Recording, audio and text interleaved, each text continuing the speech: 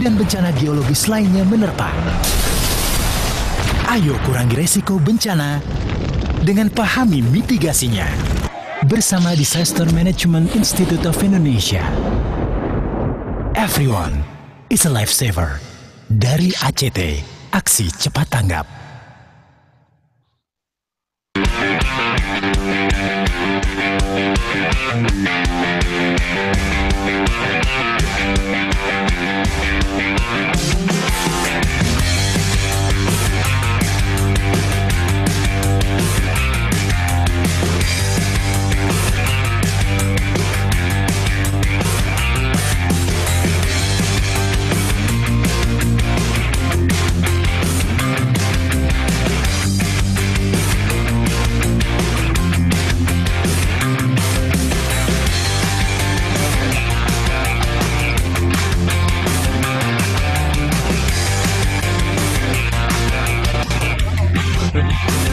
Di belakang pintu.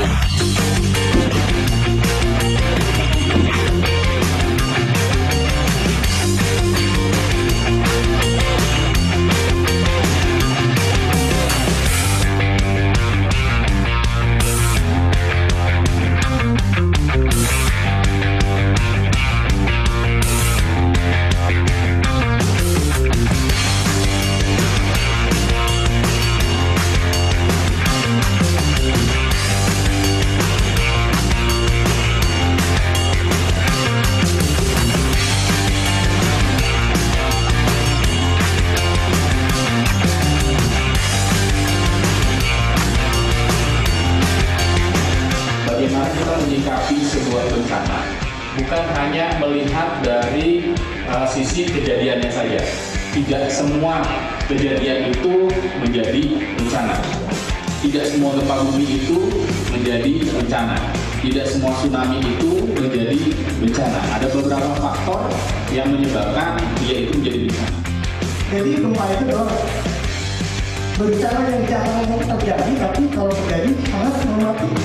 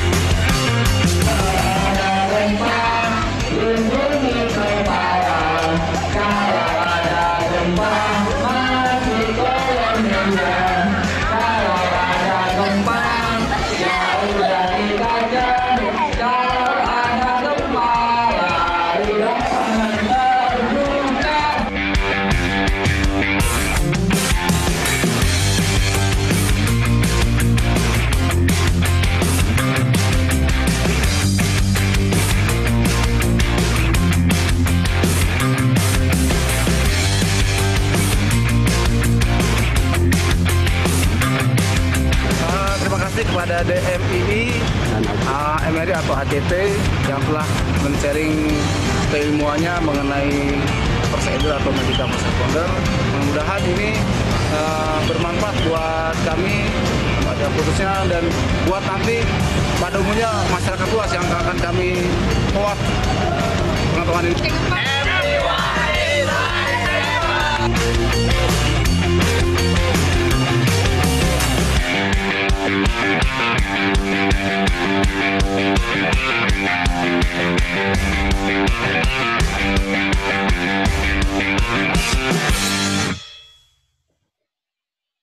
Halo, selamat siang. Assalamualaikum warahmatullahi wabarakatuh. Teman-teman semua, Sobat Demonon, apa kabar semua?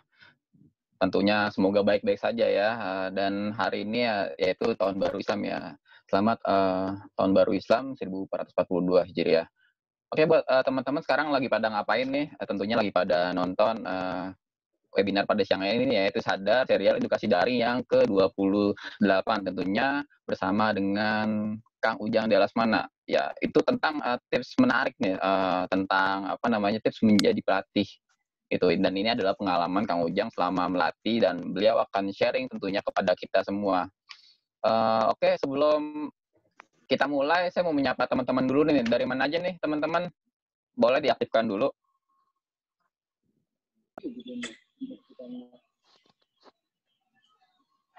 Yang sudah menyempatkan waktunya. Oke, ternyata Kang Ujang sudah bergabung bersama kita ya. Halo Kang Ujang. Assalamualaikum warahmatullahi wabarakatuh. Waalaikumsalam warahmatullahi wabarakatuh. Ketemu lagi ya. Ya, tentunya. Dan pada siang kali ini tentunya kita juga menayangkan Sadar Serial Edukasi Daring ini tentunya di YouTube juga. Jadi bagi teman-teman yang memang tidak bisa masuk ke Zoom ini, bisa menggunakan YouTube.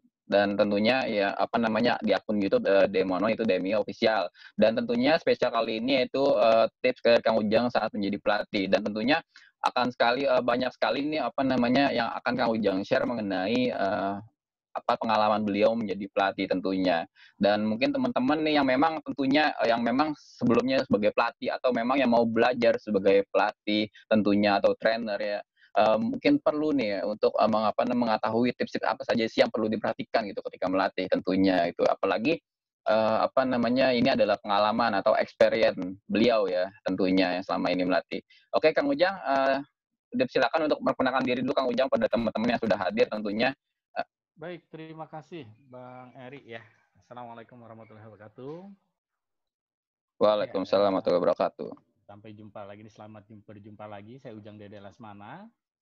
Kebetulan saat ini saya sebagai pelatih ahli di Disaster Management Institute of Indonesia, yang tugasnya bukan hanya melatih, tetapi merangkum semua pengalaman-pengalaman baik dari Disaster Management Institute of Indonesia dan juga dari ACT, Aksi Cepat Tanggap secara umum, sehingga bisa mengembangkan penanggulangan bencana yang ada di Indonesia. Jadi Disaster Management Institute of Indonesia ini merupakan bagian dari Aksi Cepat Tanggap, seperti juga MRI, Global Wakaf, dan seterusnya. Hanya saja tugas kita di DM11 itu adalah merangkum semua pengalaman, semua praktek-praktek yang ada di lapangan menjadi sebuah ilmu yang bisa disebarkan kembali.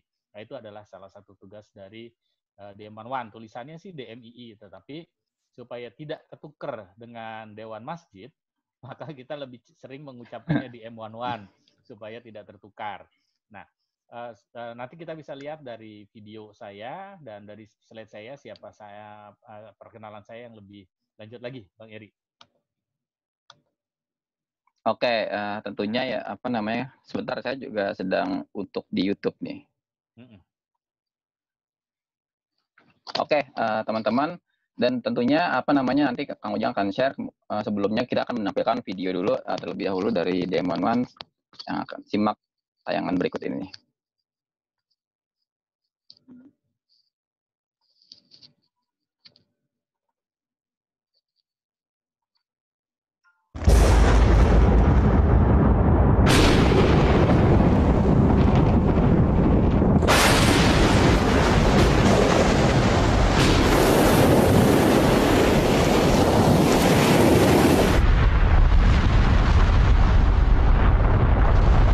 Namanya bencana.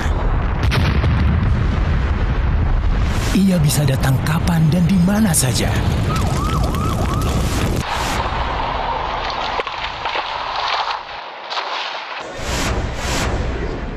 Tahun ini, para ahli kebencanaan memprediksi 2.500 kejadian di seluruh penjuru tanah air.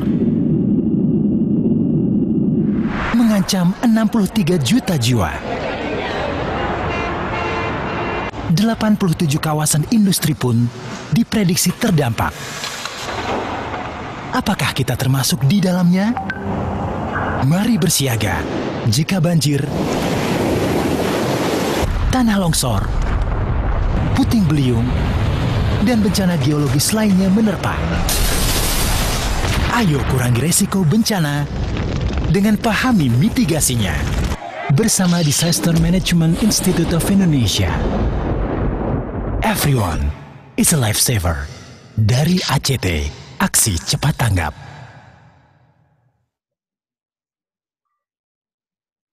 Ya, tadi begitu tayangan sedikit ya tentang potensi bencana yang di Indonesia memang luar biasa, apalagi kemarin sempat terjadi gempa ya Kang Ujang ya di Bengkulu, kembar itu Bengkulu kembar. Nah, yaitu memang sangat mungkin memang potensi sangat besar ini, dan kemudian kita juga butuh nih penyampaian edukasi mengenai bencana ini, dan tips ini mungkin menjadi salah satu buat sarana teman-teman nanti ketika ke depan memang khususnya memang tugasnya untuk menyampaikan tentang edukasi bencana, dan ini sangat berguna sekali nanti. Jadi bagaimana memang apalagi banyak tantangan mengenai di kebencanaan ya di Indonesia ini gitu, dari untuk menambah awareness masyarakat memang yang tentunya tidaklah mudah gitu, dan mungkin Kang Ujang juga punya banyak cerita mungkin mengenai awareness masyarakat yang memang tentunya walaupun memang kita harus positif ya, harus tetap positif bahwa masyarakatnya kita bisa merubahnya dengan yang melalui edukasi gitu dan mitigasi bencana tentunya seperti itu. Oke Kang Ujang, silakan kepada Kang Ujang, saya serahkan untuk memulai ada acara ini. Baik, silakan untuk di share screen. Kawan-kawan, dari beberapa kawan-kawan juga saya lihat kita sudah sering berjumpa ya. Nah, izinkan saya untuk berbagi sedikit tentang tips menjadi pelatih. Ini merupakan pengalaman pribadi saya. Jadi mungkin teman-teman yang sudah punya pengalaman lebih dari saya akan mendapatkan telah memiliki tips yang lebih banyak dari saya. Tetapi ini adalah pengalaman pribadi yang selama ini saya dapat sejak saya menjadi pelatih sampai dengan sekarang. Ya, untuk itu izinkan saya juga untuk berkenalan. Ya, untuk berkenalan ini adalah sedikit profil singkat saya.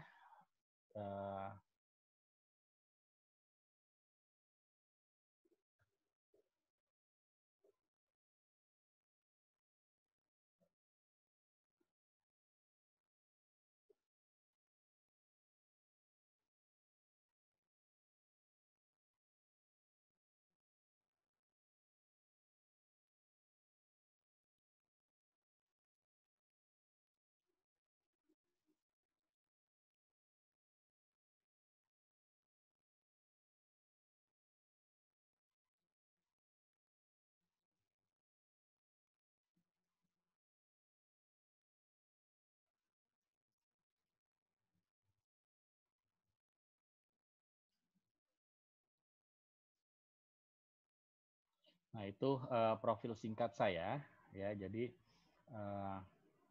tidak begitu banyak memang pengalaman saya untuk melatih, baru sedikit dibandingkan mungkin teman-teman yang sudah punya pengalaman lebih banyak.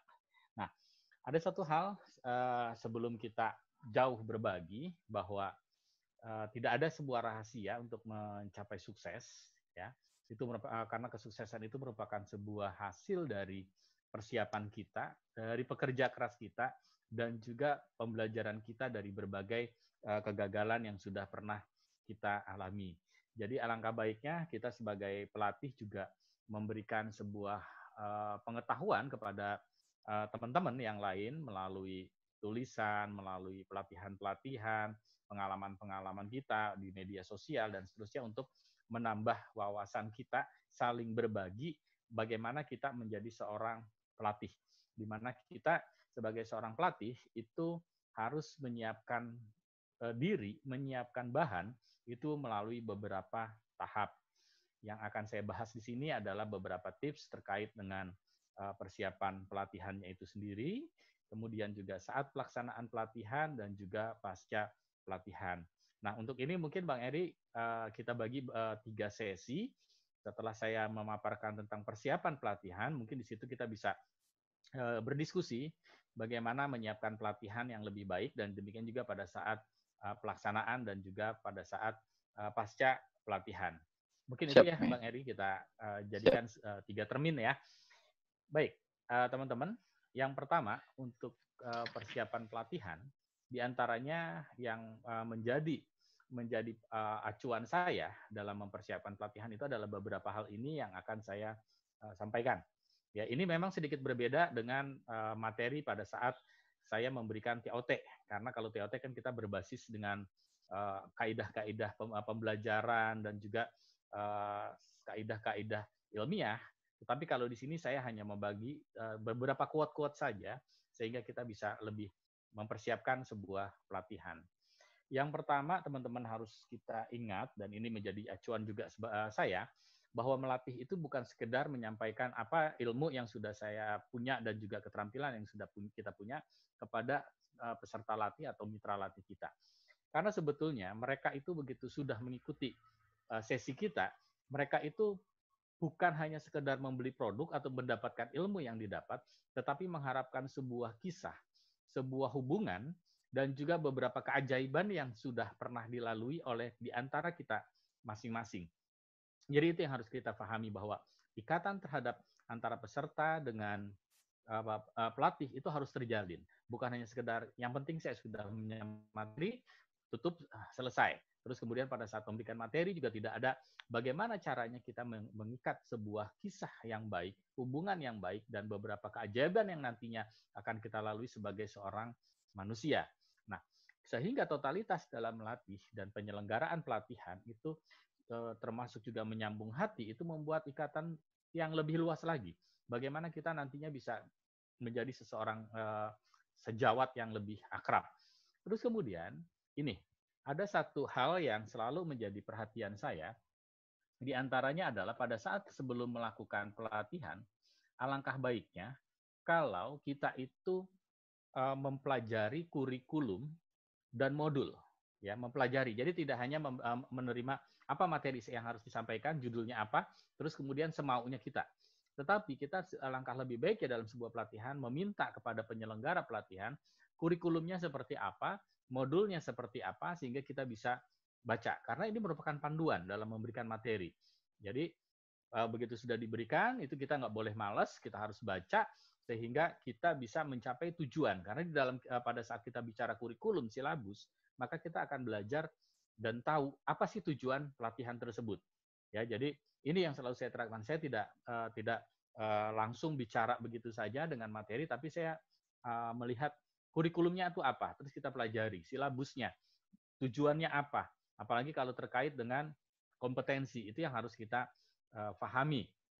Kemudian juga dalam metodologi yang biasanya kita pakai, yaitu metodologi andragogi, itu yang perlu saya ingat dan juga teman-teman bisa ingat, itu adalah kita ini sama-sama memiliki keterampilan dan pengalaman. Kita sudah sama-sama punya pengalaman di lapangan melatih, pengalaman di lapangan, dan juga keterampilan. Nah, hanya saja saat itu kita harus sadar bahwa kita itu memegang kendali dalam pemberian pengetahuan dan keterampilan sesuai kurikulum yang ada. Ya, tujuan dan materi kan telah ditentukan di sana. Demikian juga acuan-acuannya. Contohnya begini, pada saat kita diminta untuk melatih bantuan hidup dasar, disinilah pentingnya kita memahami kurikulum dan silabus. Di sana itu akan ada acuannya apa. Jadi jangan sampai di situ tertulis di silabus kurikulum itu acuannya adalah Australian Red Cross misalnya, tetapi kita memaksakan acuannya dari tempat lain yang belum tentu nantinya pas. Nah, sehingga kita harus tahu kalau dia bilang dari Australian Red Cross, dari American Heart Association, dari American Red Cross, atau dari British, atau dari Jerman, maka kita harus menyesuaikan itu. Tidak boleh memaksakan apa yang kita tahu. Untuk itulah maka pelatih harus terbuka dengan berbagai metode materi yang ada di lingkungan kita, yang istilahnya yang ada di dunia persilatan. Itu resusitasi jantung paru itu ada banyak. Tidak hanya sekedar CAB-nya AH, tetapi juga ada ABC-nya. Cuma kita saat itu memastikan mana yang harus disampaikan. Jadi jangan sampai ngaco juga. Kita terima yang Australia, kita terima yang Amerika, sehingga tidak terlihat bentuknya dalam pelatihan yang kita sampaikan. Kita sebagai pelatih harus menetapkan sesuai dengan kurikulum bahwa saat ini kita menggunakan teknik yang diajarkan atau yang menjadi panduan dari A misalnya. Seperti itu teman-teman. Terus kemudian, ini terkait dengan keselamatan dan kesehatan kerja kita.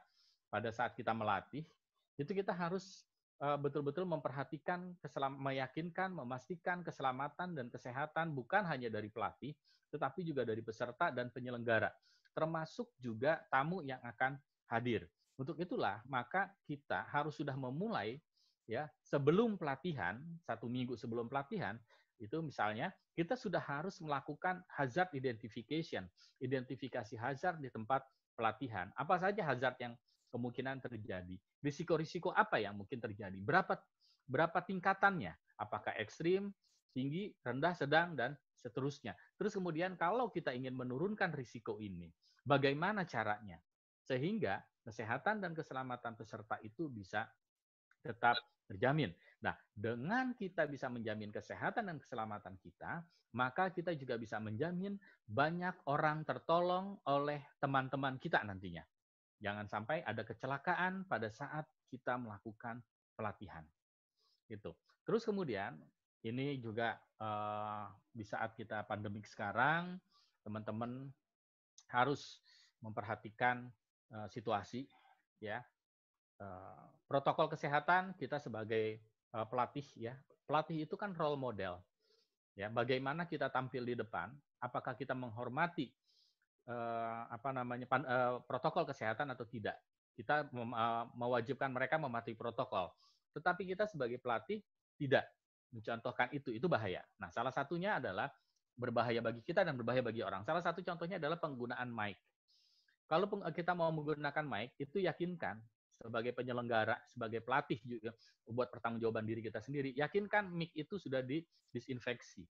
Apakah kita punya cairan penyemprot sendiri, ya entah itu disinfektan atau apa, atau hand sanitizer yang cair, itu bisa kita gunakan, kita semprot di gagangnya sehingga itu bisa meyakinkan. Atau kita menggunakan, kalau kita pas kebetulan pelatih di pre-hospital lifesaver atau yang pre-hospital lifesaver ini atau PHLS, kalau di DM11 itu kami menyebutnya seperti itu. Yang di tempat lain itu menyebutnya adalah pertolongan pertama. Ada juga yang menyebutnya PPGD gitu ya, tapi kami menyebutnya pre-hospital lifesaver. Nah, itu lebih enak lagi, kita bisa menggunakan sarung tangan sejak sesi awal, sehingga pada saat kita menggunakan mic kita sudah mempunyai ini ya. Terus kemudian kenapa mic ini harus kita perhatikan? Karena kemungkinan ada droplet, apalagi kalau di pembicara sebelumnya itu ada yang tidak disiplin, dia tidak menggunakan masker pada saat pelatihan dan droplet bisa pindah di sana.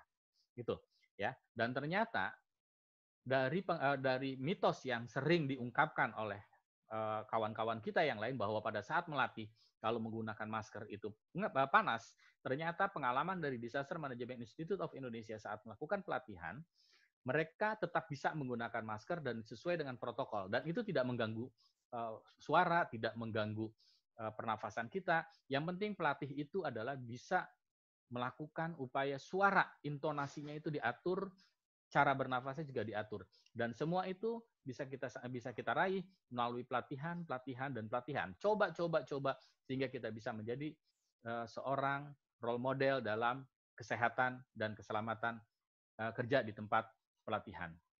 Nah, ini juga begini. Saya punya pengalaman, waktu itu kita punya kegiatan di Pekanbaru, di kota Pekanbaru.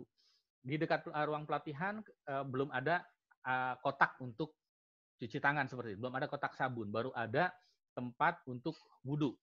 Nah, saat itu awal-awal COVID nih, awal-awal COVID. Ini bulan Maret nih, COVID baru diumumkan waktu itu. Ya. Nah, di sini kita sebagai pelatih kan sudah melakukan identifikasi hazard, analisa risiko, terus tentukan upaya pengendaliannya. Salah satunya kan harus penyediaan sabun. Nah, disinilah peran kita mengingatkan penyelenggara, mengingatkan pengelola tempat kegiatan untuk menyediakan hal-hal ini. Saat itu kami bicara ke pihak hotel untuk menyiapkan. Ya, dengan cara kita menyampaikan yang baik, menyampaikan bahwa ini adalah untuk kita bersama. Demikian juga untuk penyelenggara, pengelola gedung, karena dengan dia menyediakan hal-hal seperti ini, itu orang akan mau menggunakan tempatnya lagi dan merasa aman. Akhirnya mereka menempatkan sebuah kotak sabun cair sehingga orang bisa melakukan cuci tangan di sana, tidak hanya sekedar membasuh dengan air. Ini salah satu contoh yang harus kita lakukan sebagai pelatih, kita memperhatikan kesehatan dan keselamatan saat kita melakukan pelatihan. Nah, di sini juga saya punya pengalaman ya, saat kita melatih, maka kita juga harus siap memberikan pertolongan pertama kepada yang membutuhkan di sekitar kita. Ya, karena kedaruratan itu bisa terjadi di mana saja. Contohnya di video ini itu adalah saat kita dari Disaster Management Institute of Indonesia melatih di suatu tempat di puncak, ya, di outdoor, dan pada saat proses pelatihan kebetulan dekat sekali dengan tempat saya melakukan pelatihan outdoor, simulasi saat itu, ada yang tertimpa berarak istilahnya, kalau orang Betawi bilang itu berarak, jadi batang pandan itu copot dan di situ banyak durinya mengenai anak ini. Nah, disinilah kita harus bisa siap menolong karena kita melatih first aid, tapi ternyata ada yang terluka kita nggak nolong. Nah, ini sangat mengganggu sekali bagi kinerja organisasi kita, pandangan organisasi kita. Ini bisa kita lihat sedikit tentang kegiatannya. Nah, ini bisa kita harus bersiap diri nih, karena kita harus selalu menolong. Makanya walaupun kita melatih, tetap gunakan APD. Pada saat sekarang, di masa COVID, tetap gunakan masker atau gunakan face shield. Itu teman-teman. Jadi kita dalam kondisi melatih pun, kita harus siap untuk menolong orang lain. Nah, selanjutnya, ini masih di pra-pelatihan, atau sebelum pelatihan, sebagai pelatih, itu jangan menghindari tugas lapangan. Selama ini mungkin ada beberapa individu ya, bukan kita yang ada di forum ini, itu merasa kalau sudah menjadi pelatih cukup. Nggak usah lagi turun di lapangan, karena kita sudah punya cukup ilmunya. Padahal, ilmu yang ada di lapangan itu merupakan ilmu yang langka, yang mungkin kita bisa dapatkan hanya saat itu. Makanya kalau kita mendapatkan penugasan dari lembaga kita, terimalah penugasan itu walaupun itu berbahaya, asal kita bisa mereduksi risiko. Ya kan? Ada tahapan-tahapan kita mereduksi risiko. Nah, itu yang harus kita lakukan sehingga kita bisa mengembangkan ilmu pengetahuan kita, keterampilan kita, dan bisa kita sebarkan nantinya kepada orang lain. Jadi, teman-teman, bertugaslah tetap di lapangan, ambil pengalaman, dan juga kita kembangkan nantinya. Bukan hanya sekedar melatih saja, karena ilmu pengetahuan pelatihan itu sangat banyak sekali, apalagi di penanggulangan bencana, teman-teman. Nah, terus kemudian, supaya kita bisa berdiri dengan enak, nyaman, mengalir, itu jangan lupa berikan ilmu itu dengan ikhlas, lillahi, kemudian bimbing dengan hati. Peserta itu adalah kawan sejawat kita juga yang nantinya akan bekerja bersama kita dan suatu saat juga menolong kita, maka lakukan, ya, lakukan dengan ikhlas. Kemudian sampaikan ke peserta, jangan takut melakukan kesalahan selama pelatihan. Karena kesalahan yang mereka lakukan di saat pelatihan itu adalah proses dari pembelajaran. Itu yang harus kita sampaikan. Orang yang tidak pernah salah, itu bisa jadi karena dia tidak pernah praktek. Dan hasilnya dia tidak mendapatkan apa-apa. Tapi orang yang pernah salah karena melakukan praktek, apalagi dengan bimbingan kita, maka dia bisa memperbaiki kesalahan-kesalahan tersebut untuk yang ke depan. Justru di sini mereka akan mendapatkan suatu ilmu yang lebih aktual di lapangan, bahwa ya saya sudah pernah melakukan ini, jangan sampai melakukan lagi. Seperti itu yang bisa kita sampaikan. Ikhlas, jangan takut nanti kita kalah, apalagi sampai ada pikiran, wah nanti kalau dia udah pinter, saya nggak diminta untuk ngelatih lagi, dia terus yang untuk ngelatih. Nggak usah. Sejawat kita pun nanti akan mengajak kita kok istilahnya untuk memberikan pelatihan. Kita ini kan relawan penanggulangan bencana. Kita ini kan pelatih. Artinya kita ini adalah saudara. Itu teman-teman. Nah ini kemudian dengan sesama dengan panitia, dengan pendukung, itu kita harus lakukan koordinasi. Kita jadwalnya, tempatnya, kita lakukan dengan penuh kerjasama sehingga kita bisa melaksanakan dengan baik. Oh ya teman-teman bisa mendapatkan tips-tips ini. Mungkin nanti Bang Eri akan menyampaikan. Itu bisa dilihat di file yang sudah saya kasih. Nanti ada bukunya. Silakan teman-teman bisa baca lebih jelas lagi. Dan ada beberapa hal yang tidak saya cantumkan di sini, tetapi di buku tersebut ada. Nah, selanjutnya kita sesama pelatih itu juga harus koordinasi teman-teman. Karena jangan sampai kita itu ke barat, pelatih lain ke timur, akhirnya nggak sampai. Apalagi ada pelatih yang tidak membaca lagi kurikulum dan silabus, itu lebih berbahaya lagi. Apalagi ada pelatih yang merasa orang sibuk, istilahnya dalam tanda kutip. Orang sibuk dalam tanda kutip artinya dia hanya bisa datang saat itu, terus kemudian dia melatih, dia tidak memperhatikan jam yang harus disampaikan oleh temannya, sehingga dia merampas waktu teman sejawat. Akhirnya teman sejawat yang akan kerepotan untuk mengejar, karena waktunya sudah dimakan oleh pelatih yang lain. Nah, disinilah kita harus saling menghargai jatah dan bagaimana kita bisa mengatur waktu. Jadi bukan hanya sekedar kita yang sibuk, kita yang datang saat itu kita ada di situ, maka semuanya disampaikan. Tidak. Kita harus tetap sesuai dengan silabus yang sudah ditetapkan oleh penyelenggara dan juga melihat jam. Jangan sampai kita merampas waktu sejawat. Karena sejawat yang lain itu juga mungkin dibutuhkan waktunya untuk kegiatan yang lain. Itu teman-teman. Ya. Nah, kemudian kita juga nantinya pada saat melatih itu akan mendapatkan penyesalan. Ya, akan mendapatkan penyesalan atau syukur dari mitra latih, ya. Nah, ini apa maksudnya? Maksudnya adalah ini tergantung kita. Kalau kita melatih dengan baik, menjalin hubungan dengan baik, bukan sekedar hanya memberikan pelatihan, tetapi ada hubungan hati di antara kita yang saling simbiosis mutualisme, yang saling mengisi, maka pada saat materi Anda selesai, mereka akan menyesal. Menyesal kenapa materinya cuma sebentar. Menyesal kenapa materinya kok cuma seperti itu. Dan kesempatan bertemu dengan Anda sebagai pelatih, bertemu dengan teman-teman sebagai pelatih, kok cuma segitu. Mereka menyesal, gitu ya. Tetapi kalau kita tidak baik, tidak terjalin hubungan tersebut, mereka akan bersyukur. Syukurlah kegiatannya sudah selesai. Dari tadi kita ngantuk terus. Seperti itu. Jadi kita akan mendapatkan penyesalan atau syukur dari mitra latih atau peserta latih itu tergantung dari kita sendiri. Ya, apakah kita bisa menjalin, apakah kita justru hanya memposisikan sebagai orang yang lebih pintar dari teman-teman peserta. Itu bahaya sekali.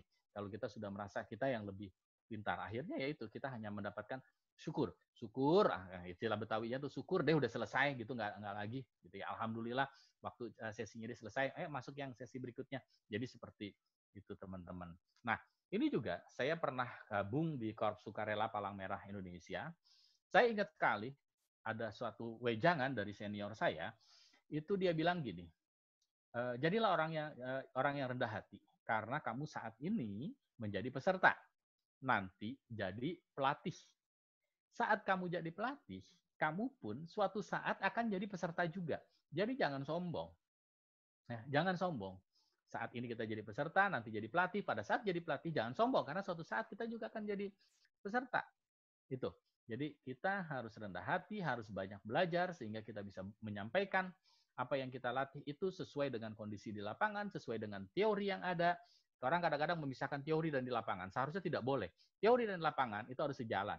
Tidak saling bertolak belakang. Karena teori dibangun oleh kondisi di lapangan itu tidak terlepas begitu saja dari teori yang sudah ada. Kita harus saling mempertemukan hal itu. Kalau kita menemukan teori baru, menemukan teknik baru itu nggak masalah, tapi jangan dibenturkan. Jangan sampai kita saat melatih ini hanya teori di kelas, nanti di lapangan beda. Itu jangan. Ya, kita harus meyakinkan ke mereka ini adalah teorinya, di lapangan lakukan sesuai dengan kondisi yang ada di lapangan, tetap merujuk kepada teori yang sudah ada. Nah, itu jadi kita orang yang rendah hati, gitu ya. Nah, ini juga gitu ya, kalau pada saat kita pelatihan di luar ruang, sebelum kita mempersiapkan, itu tetap lihat kompetensi. Jadi nggak sekedar di luar ruang, terus camping begitu aja. Tetapi kita harus mempersiapkan fasilitas semuanya sesuai dengan apa yang akan diharapkan ya di dalam silabus tersebut. Ya. Pendekatannya itu malah lebih enak kalau di luar, itu pendekatannya adalah pendekatan dunia nyata. Misalnya pada saat kita belajar bagaimana survival di hutan, kita belajar di hutan dengan mempersiapkan semuanya. Jangan lupa safety tetap dilaksanakan walaupun latihannya adalah survival, gitu ya. Media pelatihan tetap dijaga. Terus kemudian sesama pelatih jangan merasa dirinya yang paling apalagi udah di lapangan. Kalau sudah di lapangan, kalau udah merasa paling nanti sudah tidak kondusif lagi pelatihannya. Hati-hati teman-teman. Ingat kita harus rendah hati, tetapi tidak boleh merendahkan diri. Gitu. Ini pada saat kita melakukan pelatihan bisa jadi pesertanya itu nggak sampai hitungan jari kedua tangan kita nih. Walaupun begitu, tetap kita sebagai pelatih harus serius melatih mereka sesuai dengan silabus kurikulum dan tujuan pelatihan. Jangan karena sedikit terus kemudian kita rubah materinya sehingga kita bisa menjadi jauh dari apa yang sudah kita terapkan. Nah, dengan cara seperti ini peserta akan merasa bahwa dia betul-betul dilatih secara serius, dan kita juga akan terjalin hubungan, sehingga hubungan kita dengan pelatih bukan hanya di tempat pelatihan, sampai kemanapun kita akan tetap terhubung. Kita akan merasa enak sekali pada saat merasa sesuatu sekali yang gimana gitu rasanya pada saat kita bertemu di suatu tempat dan dia pernah kita latih dan dia sangat sangat akrab dengan kita, sangat menghargai, saling menghargai. Itu enak sekali dibandingkan dengan kita tahu dia pernah kita latih terus kemudian dia tidak mau menemui kita atau apa karena merasa ada sesuatu. Itu yang harus kita hindari, teman-teman. Jadi pada saat kita hanya melatih orang yang jumlahnya sedikit, teman-teman nggak boleh kendor. Teman-teman harus tetap sesuai dengan silabus dan kurikulum serta tujuan pelatihan. Sehingga kita benar-benar bisa menyelamatkan orang yang kita latih dan juga nanti orang tersebut bisa menyelamatkan orang yang akan diselamatkan pada saat terjadi kedaruratan. Itu, teman-teman.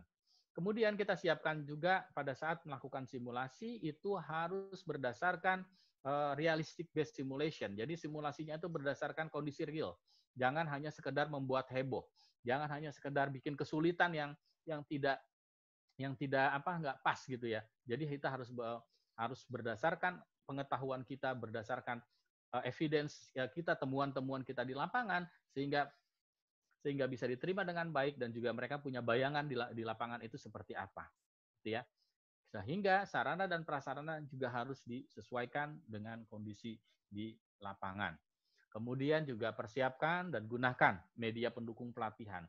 Sesederhana apapun itu bisa.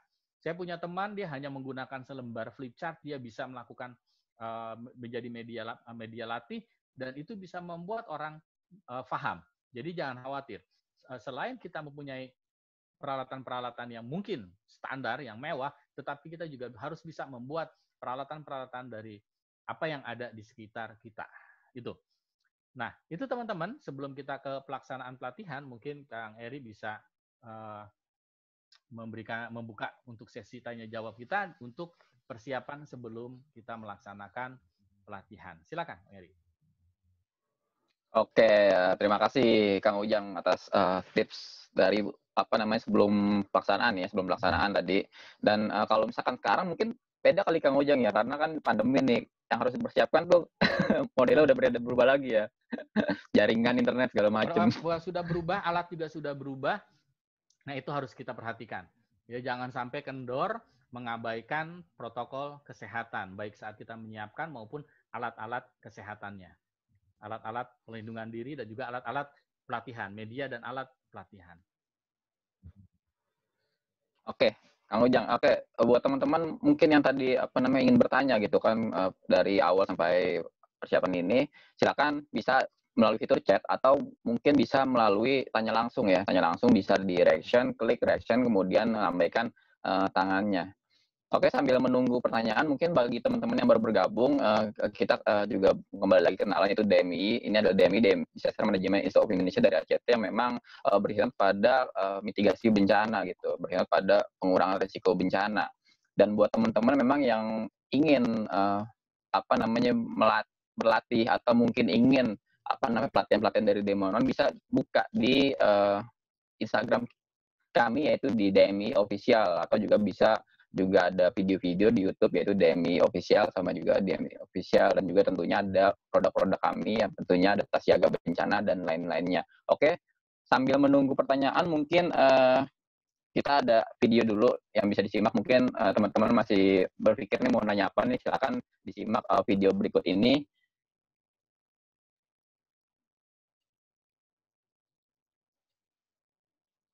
Sebentar, Kang Ujang, ininya slide saya ini dulu ya. Izin. Ya. Ya. Selamat menyaksikan.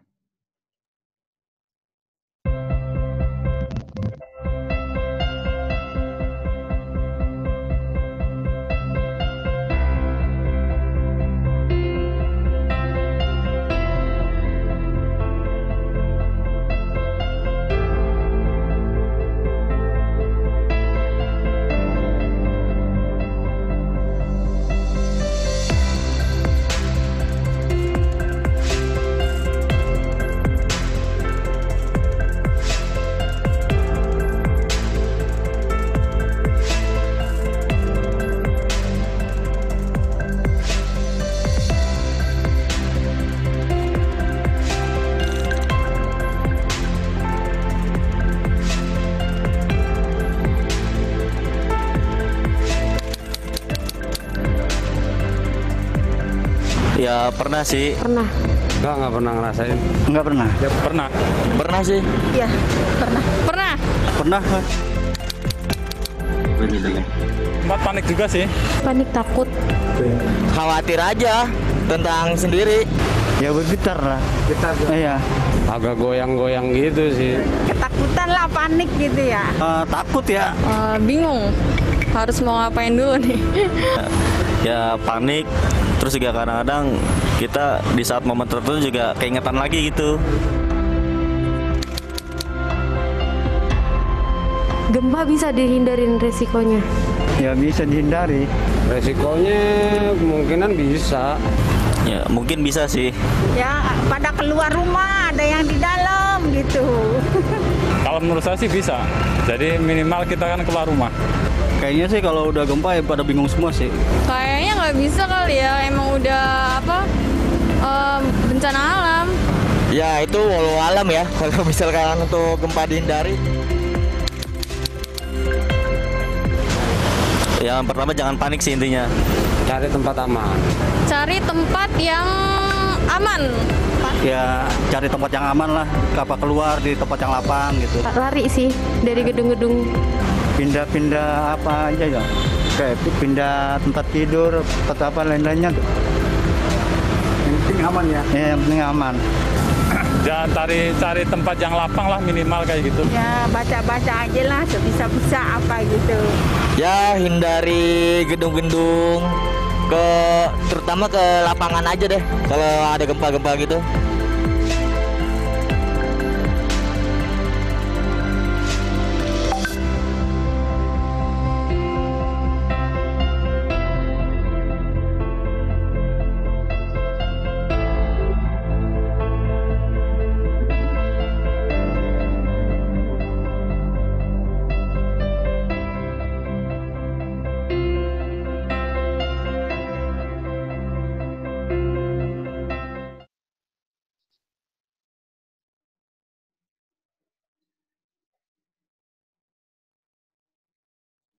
Ya, itu tadi sekilas dari kami, yaitu video sosial eksperimen kita ya ke masyarakat gitu tentunya. Kita wawancara berbagai macam kalangan di masyarakat, dan kemudian kita tanya tentang gempa. Ya rata-rata sih sebenarnya udah pada tahu ya kalau misalkan gempa harus apa gitu. Cuman tadi kalau kita wawancara lihat ada yang panik, ada yang bingung segala macam. Dan mungkin itu makanya dibutuhkan pelatih untuk mengedukasi masyarakat seperti itu. Oke, Kang Ujang, sudah ada pertanyaan nih. Saya bacakan dulu ya. Dari teman-teman, saya bacakan di laptop sebentar. Ini dari izin bertanya. Siapa nih? Muhammad Saifullah. Izin mau bertanya terkait sebuah persiapan dalam pelaksanaan pelatihan. Mungkin menjadi hal yang penting. Sebab dari itulah kita mengetahui porsi penyampaian materi yang akan kita sampaikan. Yang ingin saya tanyakan, apakah hal-hal utama yang perlu kita perhatikan dalam melakukan persiapan selain menguasai materi? Jadi, hal utama yang perlu kita pastikan selain menguasai materi, apa tuh kira-kira Kang Ujang? Ya, Terima kasih Mas Saifullah. Yang harus kita perhatikan, Mas Muhammad Saifullah, adalah kita harus tahu peserta itu siapa, latar belakangnya dari mana. Sehingga di situ perlulah sebuah asesmen pelatihan. Mereka kita kasihkan kuesioner yang isinya adalah usia, ya, tempat tanggal lahir, juga dia aktivitas dia di dalam kehidupan sehari-hari. Nah, dari sana kita bisa mendapatkan informasi bagaimana kita melakukan pendekatan. Karena kalau seandainya banyak pesertanya dari yang background-nya sama, kita bisa lebih dekat lagi karena bisa mengambil contoh dari contoh background yang sama. Jadi tidak jauh dari latar belakang dia punya pengetahuan. Kalau seandainya dia latar belakangnya dari medis, peserta itu banyaknya latar belakang dari medis, maka dasar-dasar kita menyampaikan materi itu sebaik mungkin juga yang bisa diterima oleh kaidah-kaidah medis, kaidah-kaidah kesehatan. Kalau mereka itu yang sudah terbiasa di alam liar, mereka teman-teman pencinta alam, maka pendekatan-pendekatan seperti pecinta alam itulah yang kita bisa pahami, yang bisa kita sampaikan cara-cara mereka bagaimana. Itu terus kemudian kita juga harus bisa membawa diri bagaimana kita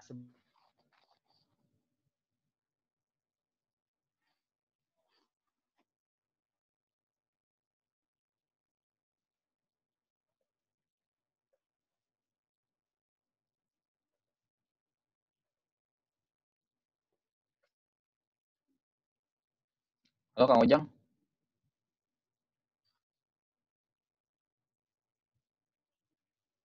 Tes Kang Ujang. Sepertinya ada gangguan ya teman-teman ya Kang Ujang.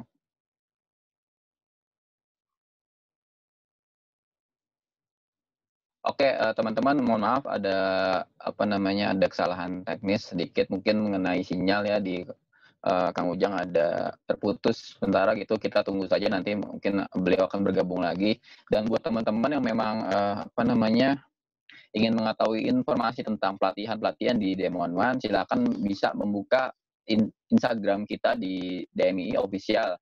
Dan kebetulan memang pada hari Sabtu ini akan ada pelatihan mengenai keselamatan dan penyelamatan di ruang terbatas untuk part 2. Mungkin bagi teman-teman yang mau bergabung silakan, yaitu pada hari Sabtu ini dengan tema keselamatan di ruang terbatas dengan trainer Demonon tentunya yaitu Kang Sabta Rahmat Riyadi dan pukul 13 sampai jam 15 WIB.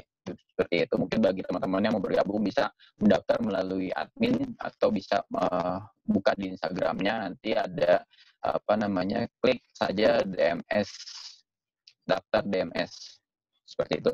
Dan kita masih menunggu Kang Ujang untuk bergabung karena memang ada terputus sinyalnya. Sambil menunggu kita simak video berikut ini ya.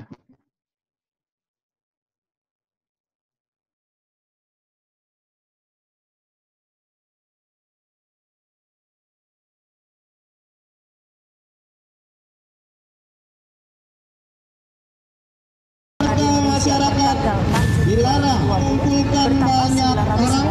Kasus meski angka positif COVID-19 terus meningkat di Indonesia.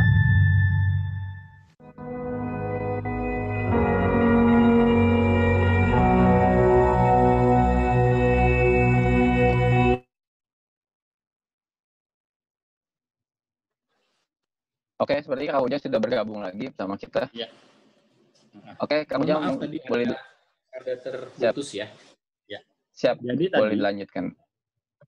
Pada saat kita melihat bagaimana kita persiapan, itu juga melihat dari kondisi si peserta, kondisi pelatihan dan juga lokasinya. Nah, itu yang membuat kita menjadi lebih baik lagi dalam pelaksanaannya. Kemudian juga materi itu sebetulnya merupakan hal yang nomor 3 ya kalau menurut saya, karena yang pertama itu bagaimana kita itu bisa membangun ikatan antara kita sebagai pelatih dan juga kita sebagai seseorang yang menyampaikan informasi. Terus ya, kemudian yang kedua itu adalah mengetahui tujuan pelatihan, terus kemudian juga kondisi pesertanya itu seperti apa sehingga kita bisa lebih tahu lagi. Yang ketiga barulah pengetahuan itu yang kita sesuaikan dengan kurikulum dan silabus tadi. Jadi pada saat kita melatih penting sekali kita itu dekat dengan kurikulum dan silabus itu teman-teman. Ya. Ada lagi Bang Eri mungkin itu sudah bisa atau masih ada yang kurang puas? Silakan. Silakan Pak Muhammad Syaifullah, apakah sudah menjawab atau memang ada pertanyaan lagi? Boleh tanya langsung, silakan. Oke, sudah cukup. Terima kasih Pak Muhammad Syaifullah. Oke, untuk pertanyaan kedua ini dari Pak Huta Barat, saya bacakan lebih dahulu.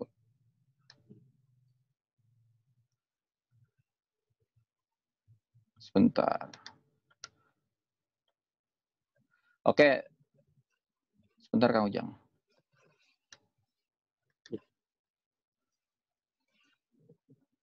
Oke, dari Pak Utabar. Izin tanya Kang Ujang, bagaimana caranya membangun ketertarikan dari audiens agar pelatihan yang akan dilaksanakan benar-benar tepat sasaran dan bisa diaplikasikan oleh teman-teman yang kita latih? Terima kasih.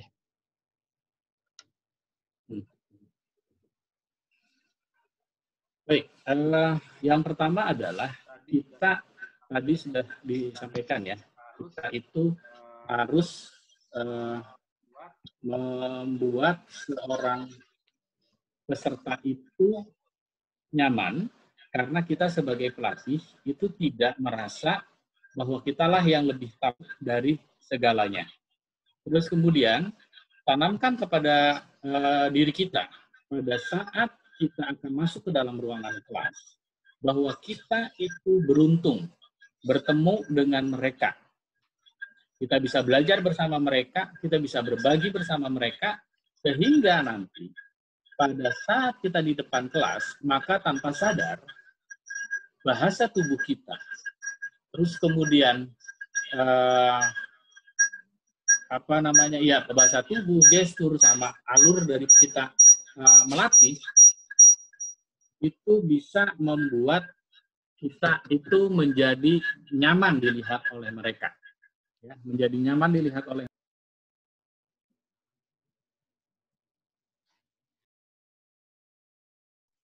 Halo, bisa ya?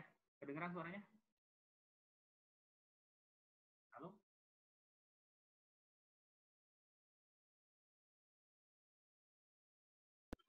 Halo. Oke, siap. Ya. Nah, jadi pada saat kita sudah menanamkan sebuah rasa bahwa kita itu sangat beruntung bertemu dengan mereka, maka bahasa tubuh kita itu akan mudah diterima oleh mereka. Tidak ada lagi rasa mungkin, aduh, pesertanya susah nih kayaknya. Nah, penilaian di awal terhadap peserta itu yang harus kita hindari. Kita jangan pernah menilai peserta itu dari sisi negatifnya atau over confidence. Misalnya gitu, oh mereka orang dari ini kok, mereka pasti akan mudah sekali paham sama kita. Itu juga harus dihindari. Termasuk juga jangan pernah kita merendahkan mereka bahwa wah ini mah sulit ngajarin mereka. Mereka itu kan dari kalangan A misalnya, sehingga pada saat kita memberikan materi itu udah pasti mereka akan sulit sekali. Itu jangan. Justru kita harus menanamkan diri kita bahwa kita beruntung bertemu mereka, bisa belajar dari mereka sehingga kita bisa nyaman.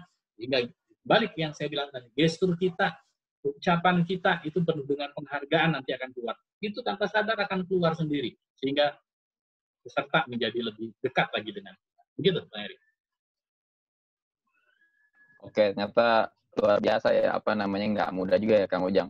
Saya juga pernah, ini Kang Ujang yang ketemu kasus tuh yang kita ngelatih juga tuh di salah satu perusahaan ya Kang Ujang. Jadi pas saya balik lagi mau nganter sertifikat itu, ternyata ketemu salah satu pesertanya tuh Kang Ujang, dan ternyata dia itu sudah menerapkan apa yang Kang Ujang berikan edukasi, yaitu memasang peluit di kalungnya gitu. Itu kan luar biasa tuh Kang Ujang ya, sampai mengikuti kita gitu ya. Nah, itu dia. Jadi memang hasil akhir itu bisa terlihat setelah kita pelatihan. Apakah mereka itu bisa mempraktekkan yang kita punya atau tidak. Tapi ingat persiapan itu. Kita harus low profile, kita harus penuh penghargaan kepada mereka, sehingga ilmu yang kita sampaikan, walaupun kita baru dapat tingkatan dasar dan harus sudah menyampaikan hal itu, tapi mereka akan bisa terima dengan penerimaan kita dan penerimaan dia, gaya tubuh kita, bagaimana kita bisa menghormati mereka. Gitu, Bang Eri. Nah, Kang Ujang, mungkin ini ada pertanyaan juga nih Kang Ujang. Misalkan begini Kang Ujang, kita tiba-tiba itu menjadi pelatih pengganti, misalkan Kang Ujang. Pengganti ini bukan berarti emang kita ini ya, tapi memang tiba-tiba orang pertama tersebut tidak bisa tiba-tiba kita menggantikan dalam waktu yang memang singkat gitu, misalkan dalam persiapan yang minim. Dan itu kira-kira bagaimana Kang Ujang? Apalagi misalkan materinya kita masih belum terlalu menguasai gitu, tapi kita dipaksa nih misalkan untuk menggantikan seperti itu. Itu gimana tipsnya Kang Ujang? Nah, itu kembali ke kesalahan dari si penyelenggara pelatihan. Seharusnya mereka itu mencari pelatih pengganti itu adalah orang yang sudah paham, orang yang sudah tahu bagaimana memberikan materi tersebut. Jadi jangan orang yang baru, itu juga bahaya sekali. Tetapi kalau memang hanya ada orang tersebut di situ, nah yang paling penting kita pahami adalah pelatih. Pada saat kita sudah standby di tempat pelatihan, itu kita harus tahu materi dari A sampai Z-nya itu apa. Sehingga kalau ada kejadian seperti itu, tiba-tiba ada satu pelatih yang tidak datang, dan kita harus menggantikan, paling tidak kita sudah bisa masuk ke beberapa kata kunci atau materi kunci yang bisa kita berikan saat itu. Dan disinilah, teman-teman, ada satu tip lagi, pada saat kita di depan kelas, jangan pernah kita merendahkan diri kita, walaupun juga dengan kalimat, maaf ya Bapak Ibu sekalian, saya melatih di sini itu karena saya dipaksa untuk tiba-tiba berdiri di sini. Padahal saya masih banyak yang belum tahu tentang materi ini. Nah, itu bahaya sekali teman-teman. Kenapa? Karena peserta tidak mau tahu siapapun orang yang sudah ada di depan, dia harus sudah tahu apa yang harus diajarkan. Kalau kita sudah sampai merendahkan diri kita, maka mereka sudah tidak ada respect, selanjutnya dia sulit untuk menerima materi yang kita sampaikan. Oleh karena itu, sampaikan saja materinya sesuai dengan sepemahaman kita. Kalau kita tidak bisa jawab, lemparkan, karena ini biasanya kita kan pelatihannya orang dewasa, lemparkan ke peserta, apakah ada yang bisa menjawab pertanyaan dari teman itu sehingga mereka bisa saling melengkapi, kita tinggal ambil simpulan. Nah, disitulah enaknya jadi pelatih juga, bahwa kita bisa belajar dari mereka dengan cara mendengarkan pendapat-pendapat dari mereka. Itu Bang Eri. Oke, siap. Oke, Kang Ujang, sudah cukup seperti tadi tanya jawabnya, dan kita akan memasuki nih yang lebih spesifik lagi, itu di pada saat pelaksanaan ya, tadi persiapan. Dan buat teman-teman tadi yang baru bergabung, tadi barusan tadi kita sudah membahas materi Kang Ujang mengenai persiapan ya, dan tentunya setelah ini akan masuk ke materi pelaksanaan saat pelatihan. Oke, Kang Ujang dipersilakan untuk melanjuti materi tersebut. Dari slide dari sana aja ya, karena ini saya pakai ganti handphone, nggak dari laptop. Ya. Siap. Yang pasti teman-teman, pada saat kita melaksanakan, sudah mulai masuk di tahap pelaksanaan pelatihan, maka hal yang pertama kita lakukan adalah, ya next slide berikutnya, yang harus kita lakukan itu adalah berdoa teman-teman. Apapun agama kita, apapun kepercayaan kita, berdoalah. Karena dengan berdoa, maka kita bisa tenang, kita bisa mengendalikan diri, dan kita bisa menyampaikan apa yang kita ingin sampaikan dengan baik. Saya mencontohkan, kebetulan saya Muslim. Saya sebelum melatih itu konsentrasi, mengucapkan rasa syukur, kita berbahagia bisa bertemu dengan teman-teman yang akan menjadi peserta, dan kita bisa belajar. Kemudian saya membaca doa yang disampaikan oleh Nabi Musa. Ya, disitulah yang bisa membuat kita menjadi lebih terisi lagi. Kenapa? Karena kita sudah meminta kepada yang Maha Kuasa, yang Maha, kalau kita bilang Master Instructor, ini sebetulnya ada lagi, Master Instructor. Nah, dialah yang memberikan kita kemampuan kita untuk melatih. Baca doanya itu ya, misalnya Robbi shrah li sodri wasirli amri wahlul 'uqdatam min lisani yafqahu qauli. Nah, dari situ saja kalau kita berdoa, kita pahami dari bahasa tersebut, kalau bisa bahasa Arabnya silakan, kalau pakai bahasa Indonesia silakan, itu juga bisa membuat kita lebih tenang, karena kita sudah meminta bahwa apa yang kita sampaikan itu bisa diterima oleh mereka. Jadi berdoalah, ya berdoalah sebelum kita memulai, sehingga kita bisa melaksanakan pelatihan itu dengan baik dan juga menjadi sebuah nilai ibadah. Lanjut. Nah ini teman-teman, setelah berdoa, kita harus melakukan safety briefing atau safety talk. Jadi tentukan dalam kepanitiaan pelatihan itu ada orang yang bertanggung jawab terhadap safety.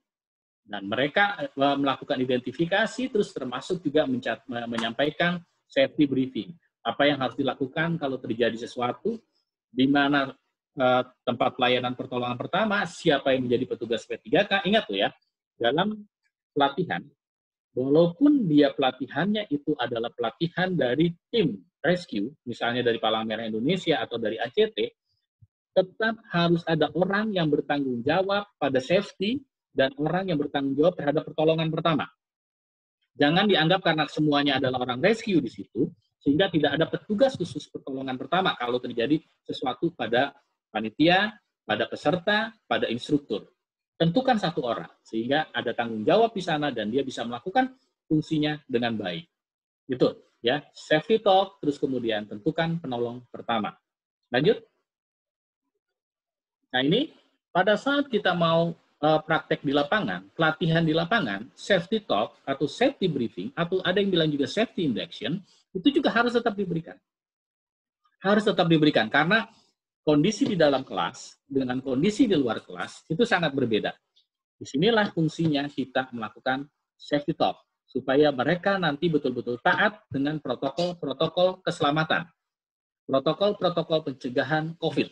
Itu juga tetap bisa dilaksanakan. Jadi safety bukan hanya di dalam kelas, jadi tidak hanya satu kali, tetapi dia beberapa kali, misalnya kalau kita melaksanakan 3 hari di dalam kelas, maka safety talk tiap pagi itu harus disampaikan.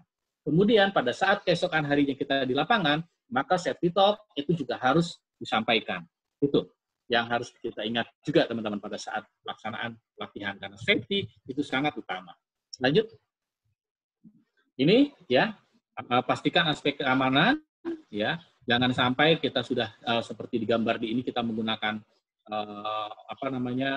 material yang sangat berat sehingga kita tidak menyampaikan apa yang harus dia hindari, apa yang dia harus lakukan, nanti tangan bisa terinjak, terkena reruntuhan, kan bahaya. Ya, lanjut. Ini juga kita sebelum memberikan, ini suatu pendekatan yang saya sangat suka sekali. Saya dapat pelatihan pendekatan ini dari Asian Disaster Preparedness Center pada saat saya bekerja di sana, dan sekarang diterapkan di Disaster Management Institute of Indonesia, di mana pelatih itu harus mencontohkan terlebih dahulu teknik yang harus dilakukan oleh peserta. Sehingga peserta bukan hanya tahu teorinya di dalam kelas, terus kemudian gambar-gambaran saja, tetapi dia juga bisa melihat pelatih melakukan tindakan sesuatu. Misalnya tindakan untuk memberikan pertolongan pertama, tindakan untuk mengangkat slab seperti yang ada di gambar, atau tindakan pertolongan di air. Jadi teman-teman, pelatih harus melihat, harus memperlihatkan mereka bertindak sehingga peserta bisa lebih paham lagi. Itu. Lanjut. Nah ini, ingat ya, kita ini pelatih itu memperbaiki, bukan menyalahkan. Kadang-kadang kita terjebak. Ya, kalau ada yang salah peserta, itu kita marah-marahin. Ya. Nah, seharusnya kita sebagai pelatih, kalau ada yang salah, itu kita perbaiki, sehingga dia bisa melakukan tindakan-tindakan perbaikan ke depannya. Nah, dari sinilah juga bisa menjadi ikatan antara kita sebagai sesama penolong, sesama orang, sesama manusia itu tetap terjalin. Karena dia merasa, oh ya saya diperhatikan. Lanjut.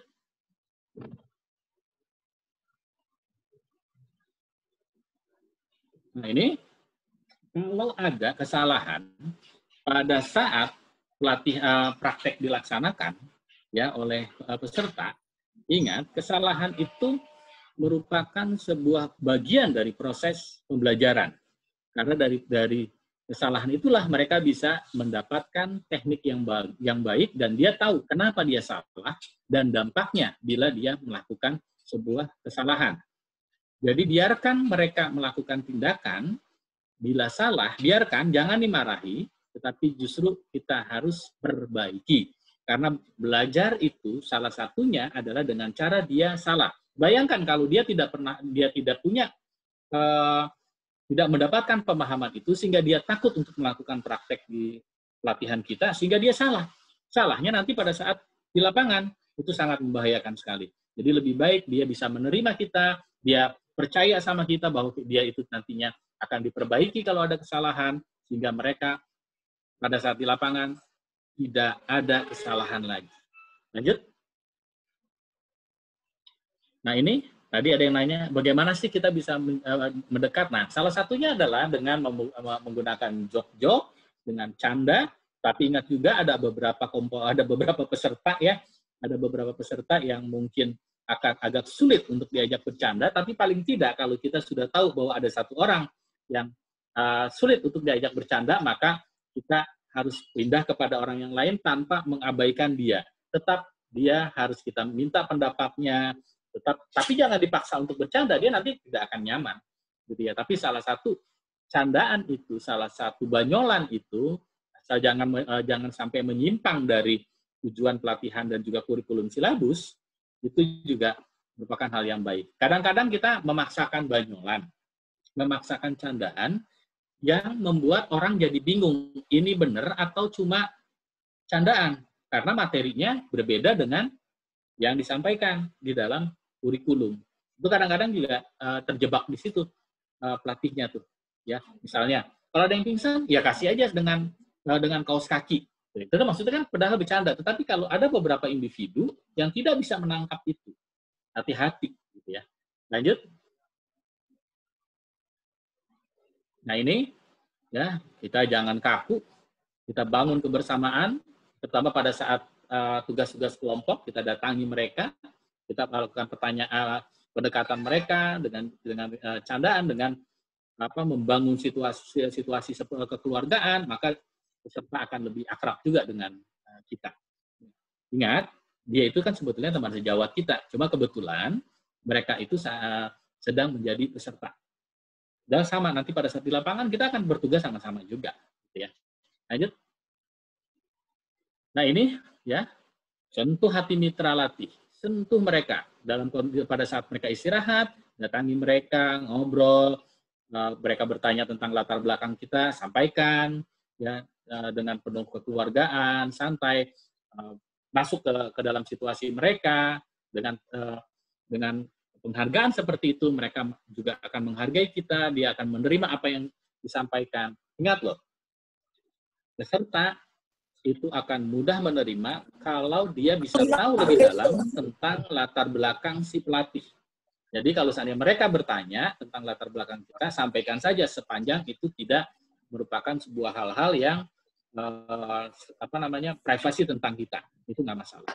Ya biar mereka paham. Apalagi kalau dia merasa, saya sama dia, gitu ya, dengan pelatih itu, wah itu akan lebih mudah sekali untuk interaksi. Lanjut. Nah ini, jangan lupa kita harus kasih contoh dulu ke mereka supaya mereka tahu apa yang harus mereka lakukan.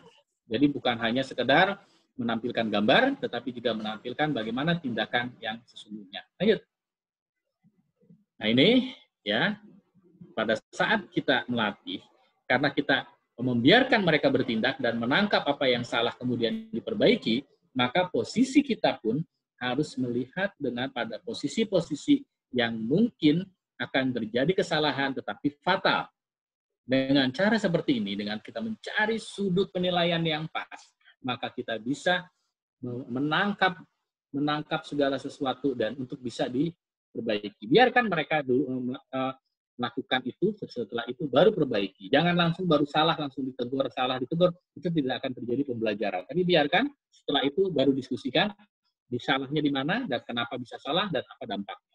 Lanjut, pada saat kita melakukan tes, itu pun kita jangan hanya berdiri pada satu posisi dengan satu pandangan saja. Tetapi cari posisi-posisi yang bisa membuat Anda menilai dengan lebih realistis.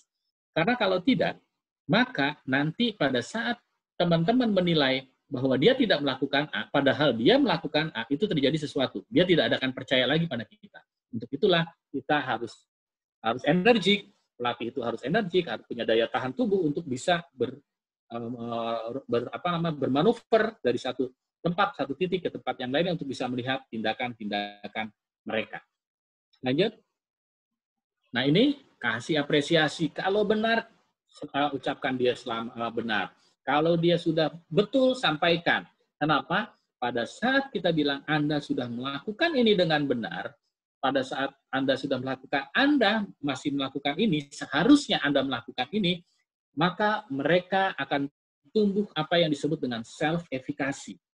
Self-efficacy itu adalah sebuah perasaan di dalam diri untuk bisa mempraktekkan apa yang sudah dia miliki. Jadi dia punya kepercayaan diri untuk melakukan hal tersebut. Ini berguna sekali pada saat pelatihan penanggulangan bencana.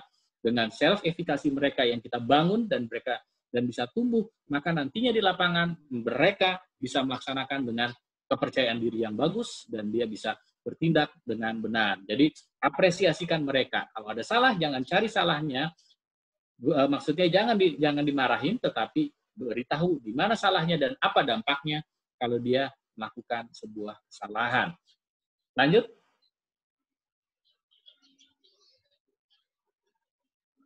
Ini ya, ingat, bimbing mitra latih dan pastikan peserta itu bertindak dengan benar sesuai dengan acuan. Jangan terlalu dilepas. Makanya terkadang teman-teman, ada beberapa pelatihan itu disebut fasilitator, dan di beberapa pelatihan itu disebutnya dengan pelatih atau instruktur. Jangan semua pelatihan itu menggunakan istilah fasilitator. Misalnya pada saat kita pelatihan pertolongan pertama, pelatihan pre-hospital life saver yang kaitannya dengan hidup matinya seseorang, maka tidak cocok kita menggunakan istilah fasilitator, tetapi yang cocok itu adalah instruktur atau pelatih, karena instruktur dan pelatih bisa bilang Anda tidak sesuai dengan kaidah pertolongan pertama yang baru saja diajarkan. Fasilitator tidak, sehingga bisa berbahaya. Ya, fasilitator itu bisa kita gunakan saat kita melakukan TOT, pre-hospital life saver, atau TOT pertolongan pertama, atau materi penyusunan rencana kontingensi, emergency response plan, atau manajemen pelayanan pertolongan pertama, manajemen SAR, itu mungkin bisa. Ya, dan saya percaya itu bisa untuk fasilitator. Tapi kalau untuk teknis pertolongan pertama, pre-hospital life saver, terus kemudian SAR, itu lebih baik tetap mereka diposisikan sebagai pelatih atau instruktur, sehingga kita bisa ya memperbaiki sesuai dengan acuan yang kita gunakan. Nah, ingat, jangan lupa pecah mereka menjadi beberapa grup. Jangan lebih dari 10. Yang ideal itu adalah 8. Ya, paling sedikit itu 6. Tetapi kalau mau kurang lagi karena keterbatasan dengan peserta, silakan. Tetapi jangan lebih dari 10 orang. Lanjut. Nah, ini teman-teman, stretching, relaksasi itu harus penting sekali. Ya, nah, stretching dan relaksasi ini tidak harus dilakukan oleh pelatih atau fasilitator. Jadi kalau teman-teman ya pada saat tidak stretching dan relaksasi, itu akan lebih baik lagi kalau yang memimpin itu adalah di antara mereka, atau memang ada tim kita yang menjadi MC misalnya, atau yang menjadi moderator, biarkan mereka. Terus kemudian icebreaker juga begitu, karena tidak semua pelatih punya kemampuan ice breaking. Ya, tidak punya kemampuan ice breaking. Jadi biarkan teman-teman yang jadi moderator atau jadi MC itu yang memimpin. Jadi kita membagi tugas. Justru disitulah supaya peserta tidak juga terlalu bosan dengan satu wajah saja gitu istilahnya. Lanjut. Nah ini ya, pada saat kita melaksanakan TOT apapun, ya di sini mencontohkannya TOT PHLS ya, pre-hospital life saver. Dalam TOT atau training of trainer, pelatihan untuk pelatih, ya itu kita harus memperkenalkan slide-slide-nya tuh, memperkenalkan bahan tayangnya supaya mereka nanti tidak menggunakan bahan tayang yang lain. Alangkah baiknya materi yang kita lakukan, yang kita berikan itu semuanya sama. Bahan tayangnya itu sudah disiapkan oleh penyelenggara atau oleh koordinator pelatih. Itu sudah disiapkan, sehingga nanti pelatihan dimanapun itu sama materinya, tidak ada perbedaan. Karena standarisasi itu sangat penting sekali. Lanjut. Nah ini, ya, pada saat kita melatih, itu lebih baik kita punya asisten pelatih. Makanya, kalau kita lebih enak itu kalau pelatihannya itu kita punya satu tim. Ya, punya tim, misalnya ada 3 orang pelatih, itu punya tim dari awal sampai akhir, 3 orang pelatih ini ada terus kemudian bisa bergantian siapa yang jadi asisten pelatih, siapa yang jadi pelatih, sehingga bisa saling membantu. Asisten pelatih itu tugasnya adalah pada saat praktek seperti ini, tugasnya dia itu hanya mempraktekkan atau mendemonstrasikan apa yang disampaikan oleh pelatih utama. Asisten pelatih tidak memberikan materi, ya, tetapi tetap pelatih utama yang memberikan materi dan si asisten itu yang mengikuti apa yang harus dipraktekkan berdasarkan instruksi dari pelatih utama. Ya, lanjut. Ya, seperti tadi, ini juga pada saat proses pelatihan, kita harus memberikan kesempatan yang sama kepada semua peserta, sehingga mereka merasa dihargai adanya di sana, dan juga punya kesempatan yang sama seperti peserta pesaing lain. Jangan hanya fokus kepada 1-2 orang peserta, apalagi fokusnya kepada orang yang paling vokal. Yang paling vokal itu justru kita tanggapi, dan juga yang tidak vokal atau yang diam saja itu juga harus kita kasih kesempatan. Lanjut. Nah ini pada saat presentasi yang paling sering adalah instruktur itu meninggalkan. Dia ngobrol di belakang atau keluar kelas, sedangkan pesertanya disuruh presentasi. Ini harus dihindari. Pada saat dia presentasi, kita harus memperhatikan apa hasil kerjanya, sehingga mereka itu merasa diawasi, merasa dihargai, tidak ditinggal begitu saja. Ya, baik saat presentasi dan proses pembuatan bahan presentasi, tetap dampingi mereka. Beri mereka apresiasi. Jangan hanya bilang setelah selesai presentasi, oke, lanjut dengan kelompok berikutnya. Jangan. Berikan apresiasi kepada kelompok yang sudah melakukan presentasi. Dengan cara kita memberikan apresiasi, memberikan sebuah koreksi, maka mereka akan lebih tahu lagi, akan bisa menerima, dan bisa punya ikatan dengan teman-teman yang dilatih dan juga kepada pelatihnya. Lanjut. Nah, ini melibatkan peserta. Ya, melibatkan peserta dengan tindakan-tindakan tertentu, maka ini juga bisa menjamin peserta itu bisa paham. Ya, paham bagaimana melakukan pertolongan pertama. Bagaimana rasanya ditolong. Itu sangat penting sekali, ya. Lanjut. Nah, ini setelah selesai kita melatih atau berdoa, jangan lupa kita juga mengucapkan syukur, mengucapkan doa. Ya, di sini contohnya yang biasa saya sampaikan itu adalah Allahumma inni asta'udzika amali wa nafsi wa tawakkaltu 'ala Allah. Ini adalah salah satu doa bagaimana hasil kerja kita itu kita serahkan kepada Tuhan, kepada Allah, dan semoga apa yang sudah kita lakukan itu menjadi sebuah nilai ibadah. Itu teman-teman untuk yang pelaksanaan pelatihan. Lanjut. Sebelum kita ke pasca pelatihan, mungkin kita bisa melakukan diskusi. Silakan, teman-teman. Silakan teman-teman bagi yang ingin bertanya. Tadi sih ada pertanyaan Kang Ujang, sebentar. Saya buka dulu ya. Dari Kang Mumuh nih. Izin bertanya Kang Ujang, bagaimana caranya sebentar. Oh, ini sorry, sudah. Sebentar Kang Ujang. Silakan buat teman-teman yang lain mungkin ada pertanyaan bisa melalui fitur chat atau bisa bertanya langsung dengan kolom reaction, diklik saja.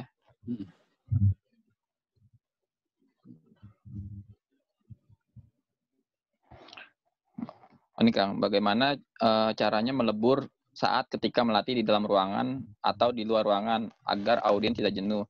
Dan yang kedua, kadang cara penyampaian teori dan praktek di salah satu itu kita tidak menguasainya dan berakibat grogi. Caranya gimana untuk bisa menguasai itu dua hal itu? Terima kasih. Baik. Grogi itu merupakan sebuah kondisi yang wajar bagi seorang pelatih. Ya, itu wajar. Hanya saja jam terbanglah nantinya yang bisa menjamin kita itu nanti bisa mengendalikan diri. Mungkin di awal ada grogi, tapi bisa langsung kita kendalikan. Ingat, 3 menit pertama itu adalah penilaian awal dari peserta. Kalau 3 menit awal kita bisa mengendalikan kegrogian itu, bisa menjalin hubungan dengan mereka, bisa menjalin kepercayaan dengan mereka, selanjutnya sudah nyantai. Jadi 3 menit itu. Nah, bagaimana caranya? Satu itu tadi, kita tenangkan diri kita berdoa, makanya sebisa mungkin kita bisa mengatur waktu kedatangan kita. Kalau kita hanya pas kebetulan datang di jam yang kita melatih. Itu atur waktunya. Setengah jam sebelum mulai, itu sebaiknya kita sudah datang, sehingga kita sudah bisa koordinasi dengan panitia, koordinasi dengan pelatih yang lain, dan kita bisa melihat kondisi peserta saat itu. Dan kita bisa menenangkan diri, jantung udah nggak berdenyut lagi, karena biar bagaimanapun, walaupun kita menggunakan kendaraan, mobil atau motor, itu denyut jantung tetap ada. Begitu kita masuk, itu tetap aja. Ya, tetap nantinya kita membuat grogi. Makanya lebih baik kita tenangkan diri kita dulu, terus kemudian kita berdoa, barulah kita bisa melaksanakan itu semua. Untuk melebur di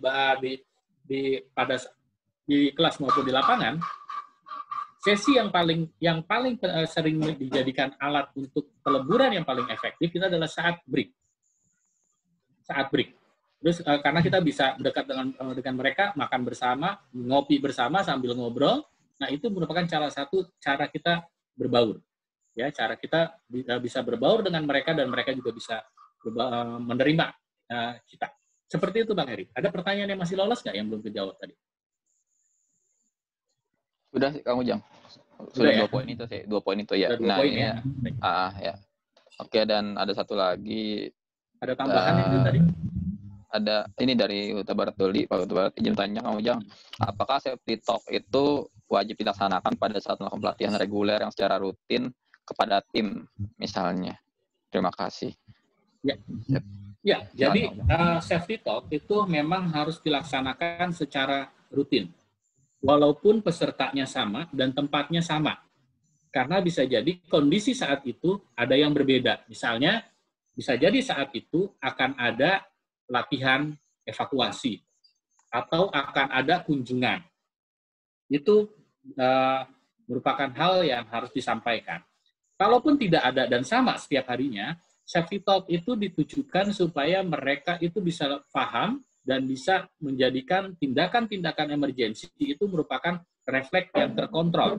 Jadi mereka tahu apa yang harus dilakukan bisa bila terjadi sesuatu. Ya, di lapangan itu juga seperti itu.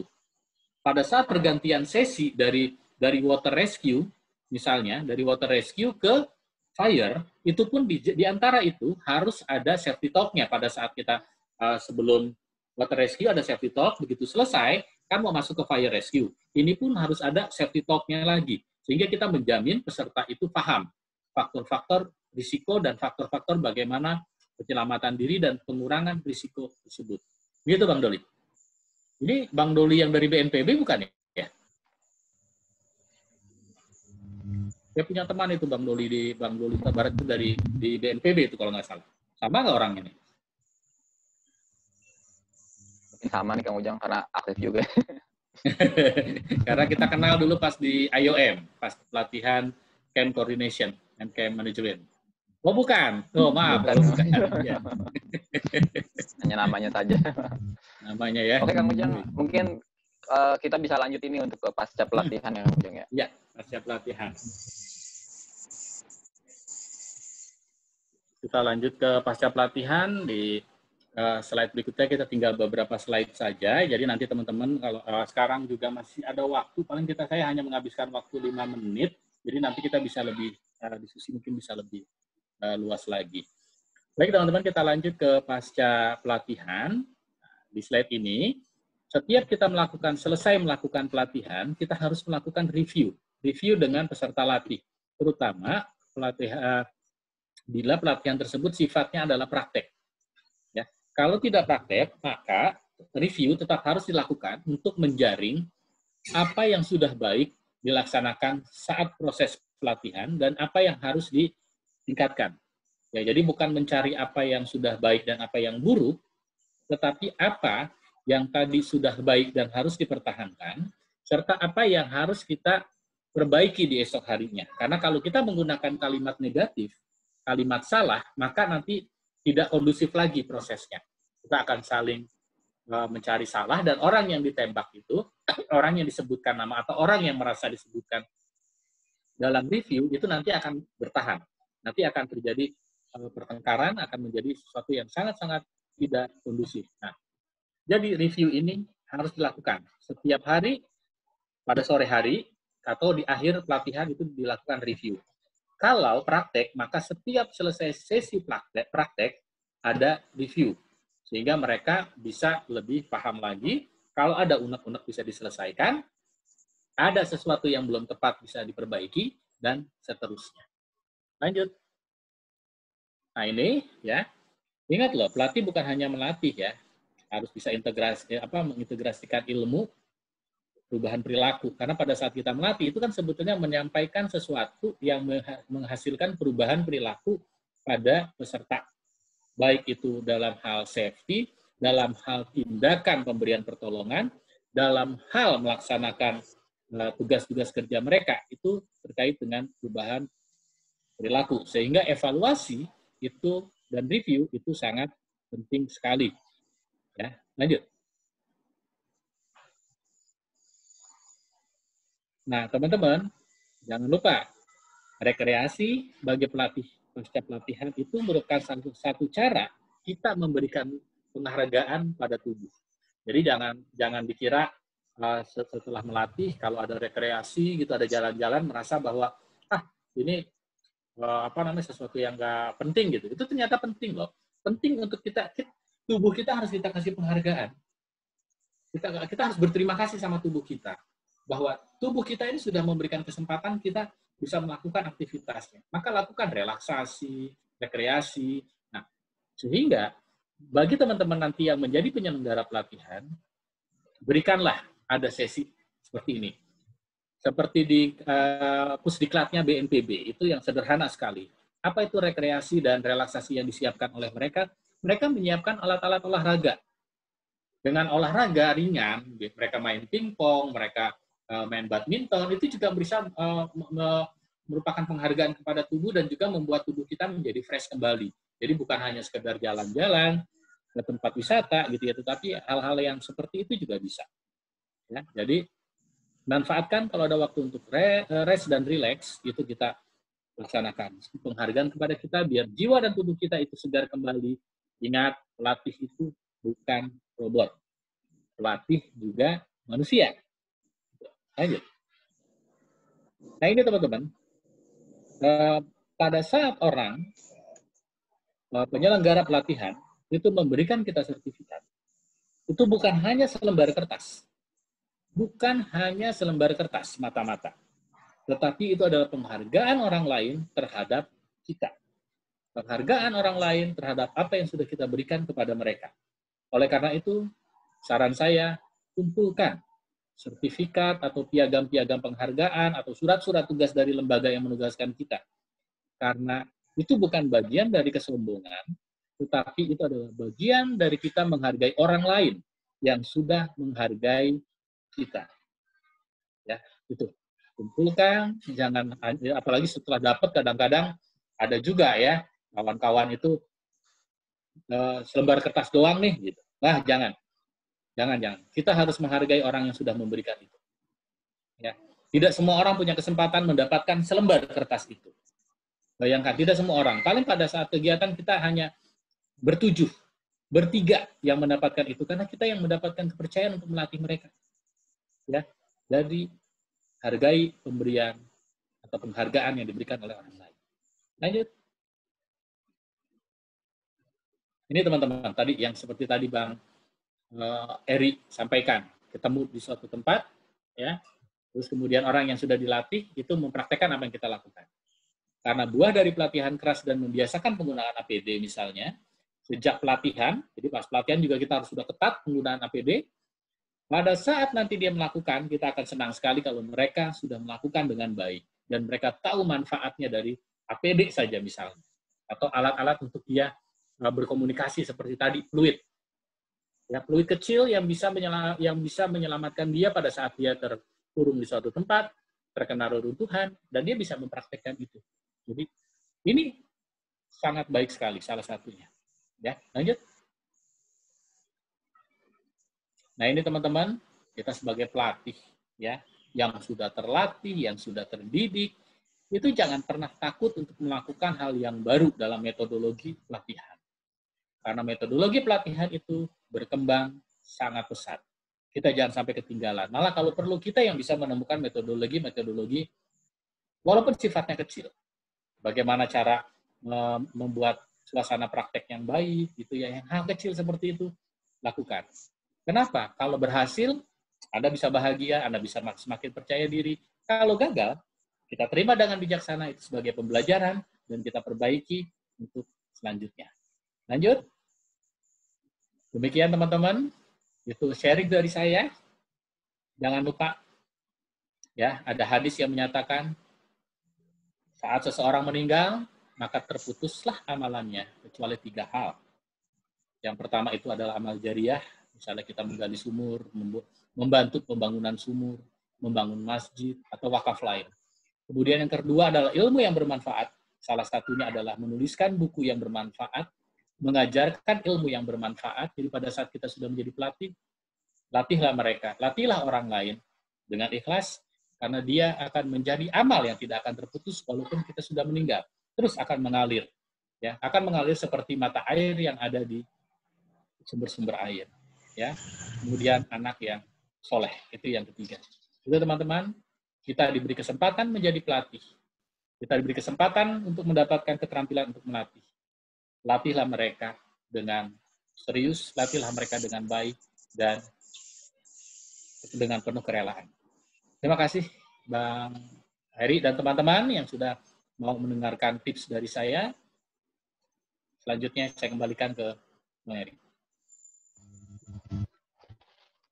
Ya, baik, terima kasih pada Kang Ujang yang udah sharing mengenai tips menjadi pelatih luar biasa. Banyak sekali tips-tips yang bisa kita dapatkan nih pada siang kali ini dari melatih, pada saat melatih sama pasca melatih. Oke, buat teman-teman yang memang sudah memiliki pertanyaan-pertanyaan untuk Kang Ujang dan ingin mungkin mau share pengalamannya mengenai melatih dan minta saran juga silakan, boleh buat teman-teman dipersilakan.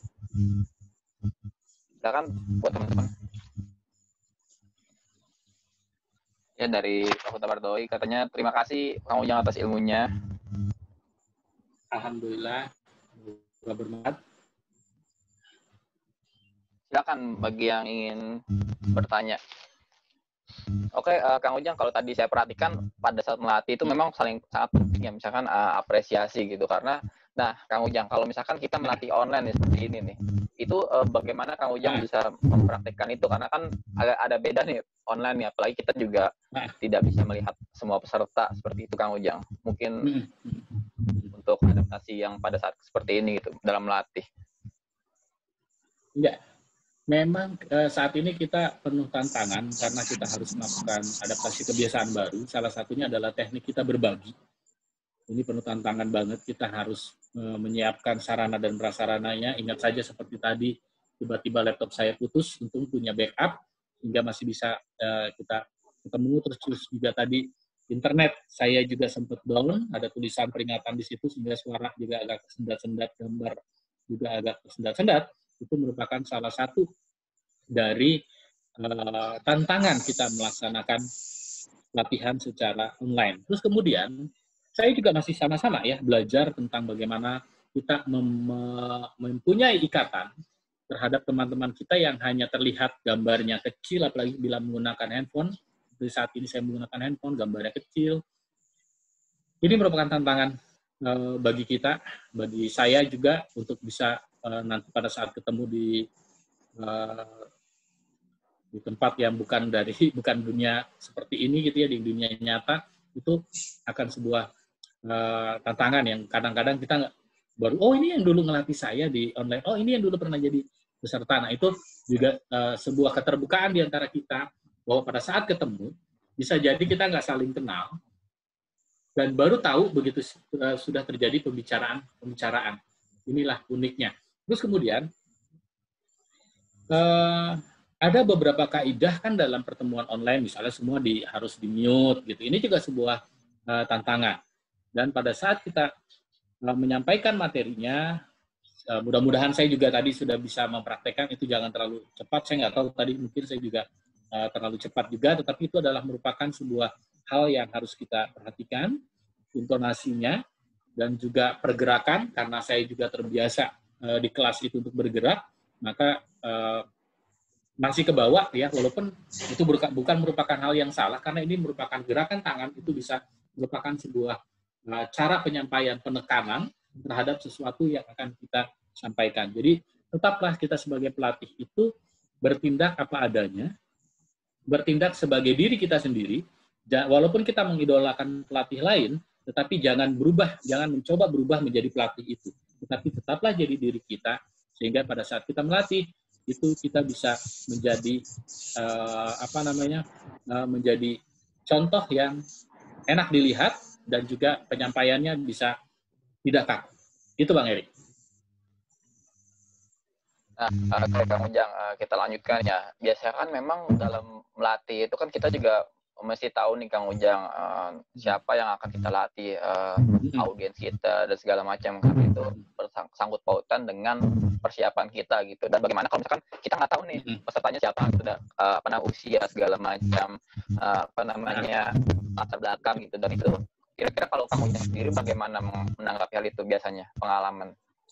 Ya, selain kita memang harus di awal harus sudah ada yang namanya asesmen pelatihan ya, kita harus tahu usia, kita harus tahu latar belakang. Tetapi pada saat kita sudah di kelas, terus kemudian kadang-kadang juga ada perubahan peserta, sehingga kita surprise di situ, wah pesertanya jadi seperti ini.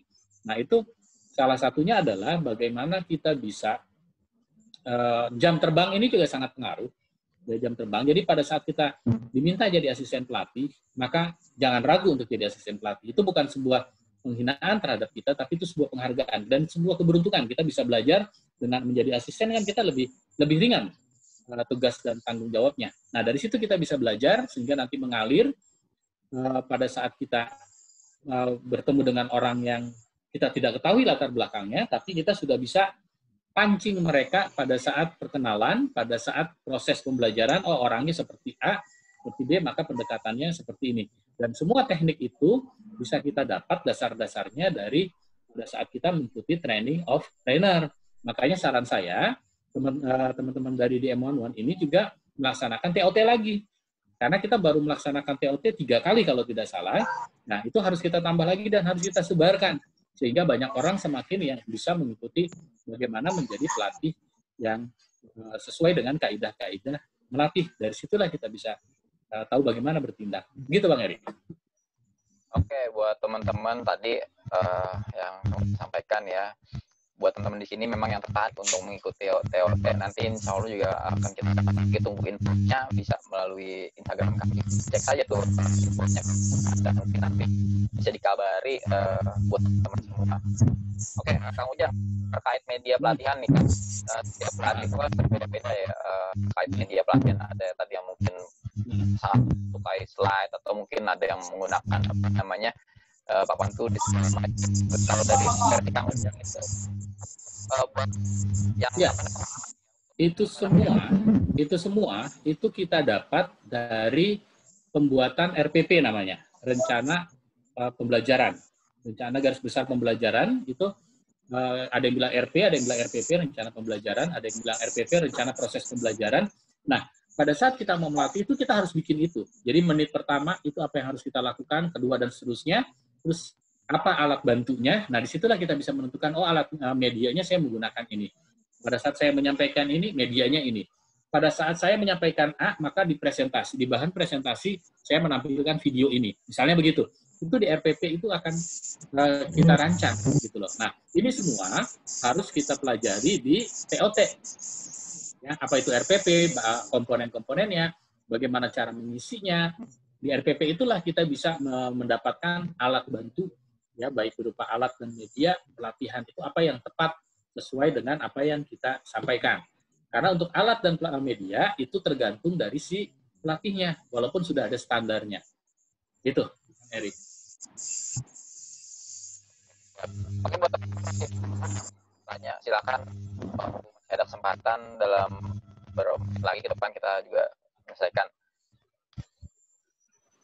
Nah, Kang Ujang, biasanya begini Kang Ujang nih, ini mungkin entah saya atau siapapun gitu mengalami hal seperti ini gitu. Ketika misalkan tadi kan Kang Ujang sempat katakan 3 menit pertama tuh, misalkan apa itu, misalkan baru masuk ruangan nih, itu tuh grogi luar biasa gitu. Tapi ketika misalkan kita sudah bicara panjang lebar itu hilang gitu. Dan biasanya tips apa sih Kang Ujang biar ada yang tips teriak apa segala macam di sebelum masuk ruangan gitu, itu bisa meredakan groginya seperti itu Kang Ujang.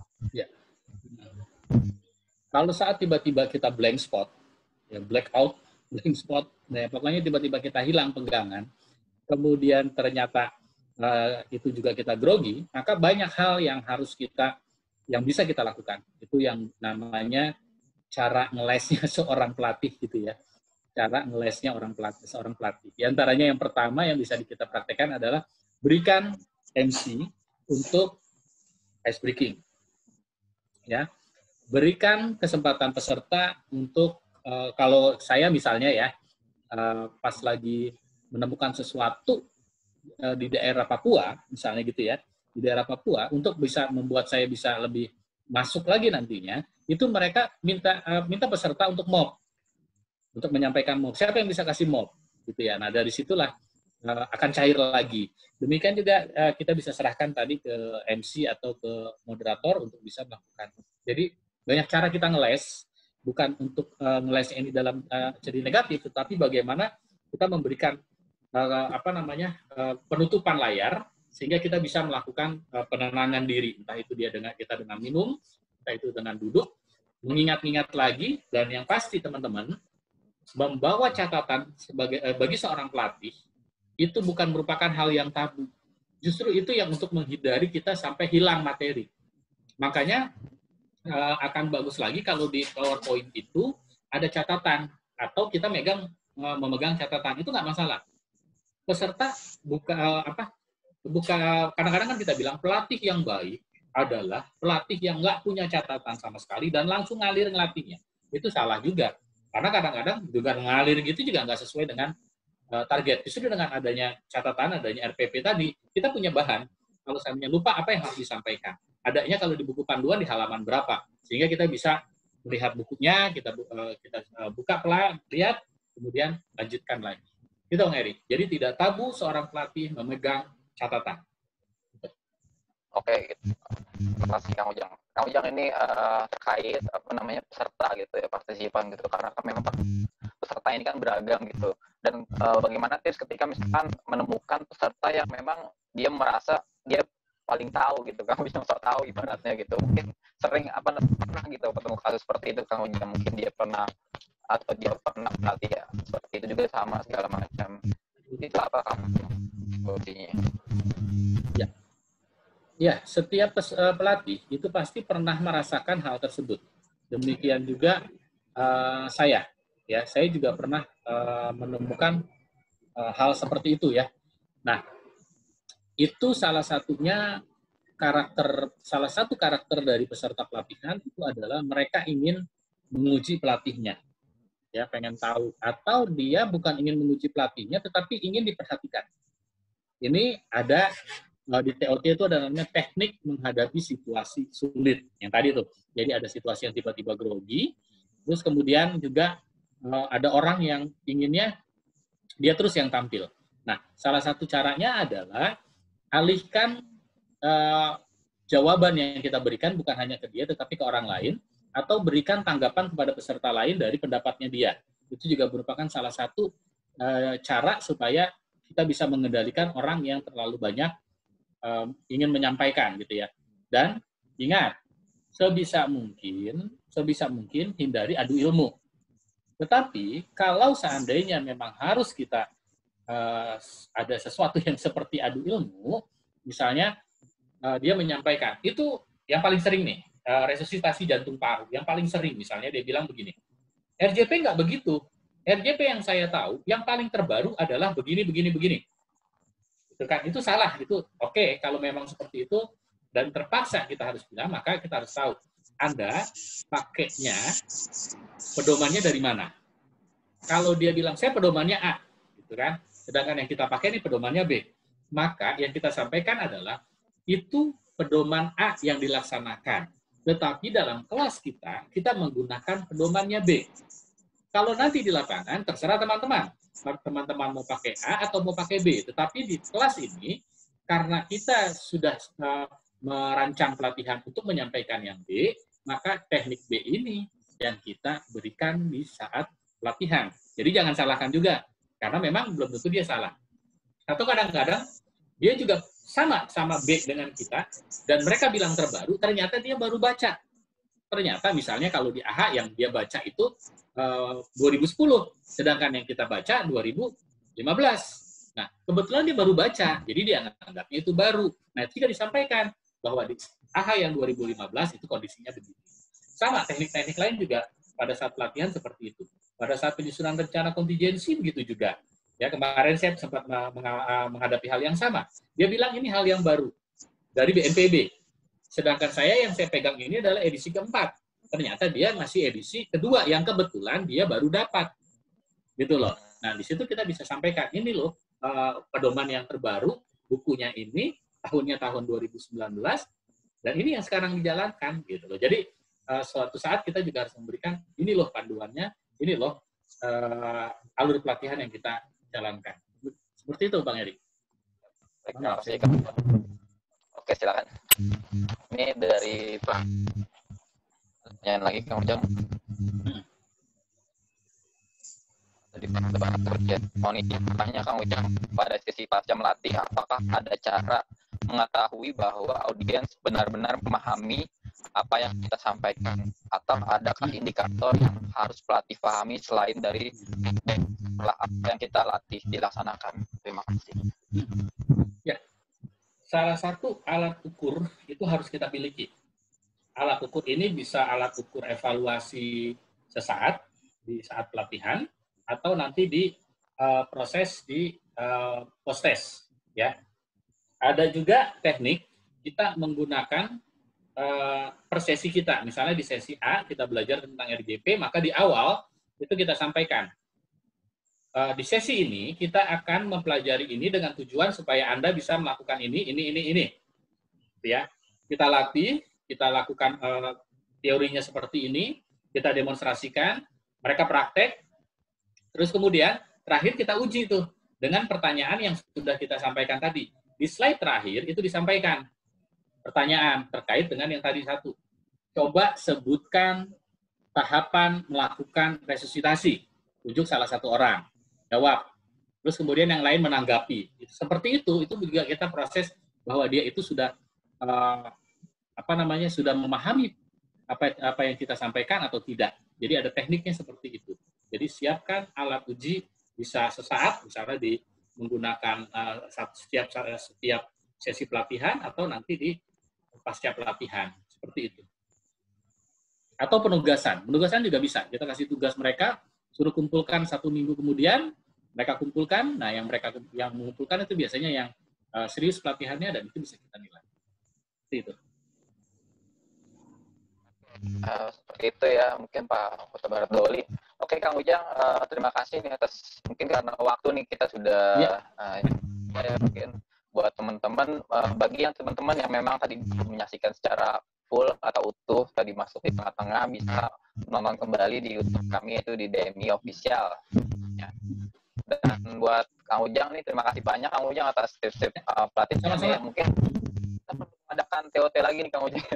Iya, kita harus melakukan TOT lagi. Ya, saya senang bertemu teman-teman walaupun melalui dalam jaringan ya dengan teman-teman hari ini. Sangat senang sekali kita bisa berbagi. Kita akan senang sekali kalau sampai ada melaksanakan TOT sehingga kita bisa lebih dalam lagi tahu bagaimana kita melatih yang sesuai kaidah.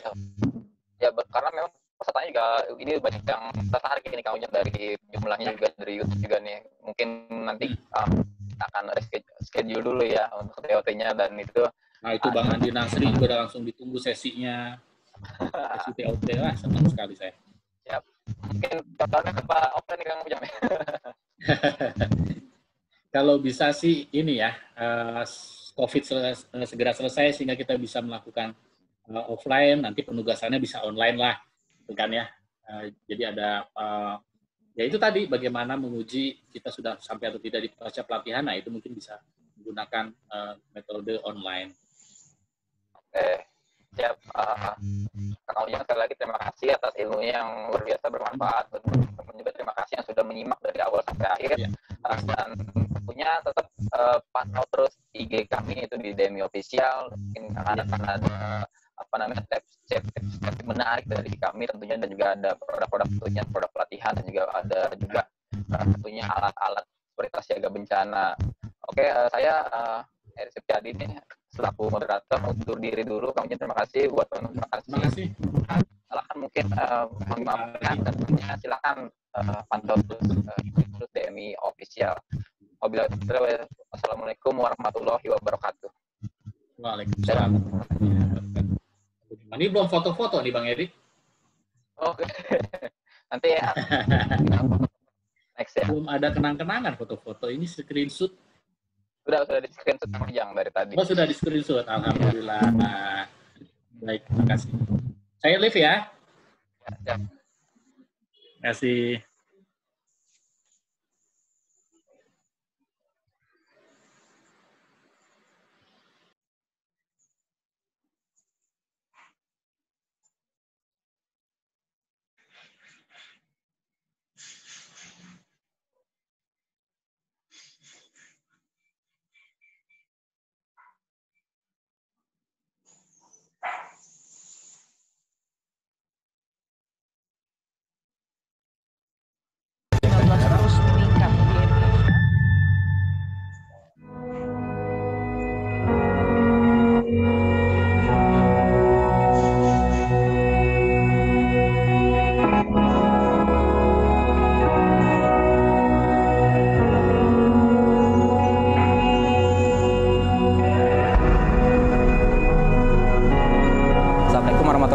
wabarakatuh. Saya Eri Septiadi dari Disaster Management Institute of Indonesia Aksi Cepat Tanggap.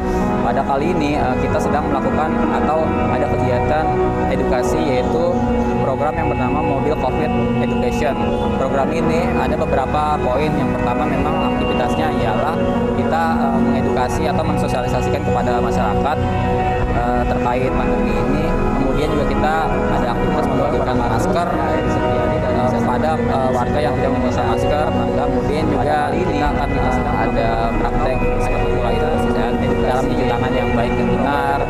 Karena itu kita menyasar kepada warga masyarakat agar lebih aware terhadap pandemi ini. Tentu saja semoga harapannya pandemi ini turun secara jumlah di Jakarta dan di Indonesia. Masker kepada warga yang tidak membawa masker. Kemudian juga ini akan ada praktek seperti mulai dalam cuci tangan yang baik dan benar. Karena itu kita menyasar kepada warga masyarakat agar lebih aware terhadap pandemi ini. Tentu saja semoga harapannya pandemi ini turun secara jumlah di Jakarta dan di Indonesia. Masker kepada warga yang tidak membawa masker. Kemudian juga ini akan ada Assalamualaikum warahmatullahi wabarakatuh. Saya Ahmad Fatih dari Tanjung Malang, Desa Malang, Kecamatan Gunung, Jakarta dari Vietnam. Saya sebagai Satuan Keamanan Pasar Tomang Barat. Lebih dari Desa Tanjung Malang, RW 03. Alhamdulillah, dan terima kasih buat HCP. Berterima kasih juga kepada saudara-saudara tim dari Aksi Cepat Tanggap ini. Mudah-mudahan wabah COVID-19 akan segera berakhir. Saya sebagai kesehatan untuk virus corona dan tetap di rumah saja di tahun 2020. Terima kasih juga kepada saudara-saudara tim dari Aksi Cepat Tanggap ini. Mudah-mudahan wabah COVID-19 akan segera berakhir. Saya sebagai kesehatan untuk virus corona dan tetap di rumah saja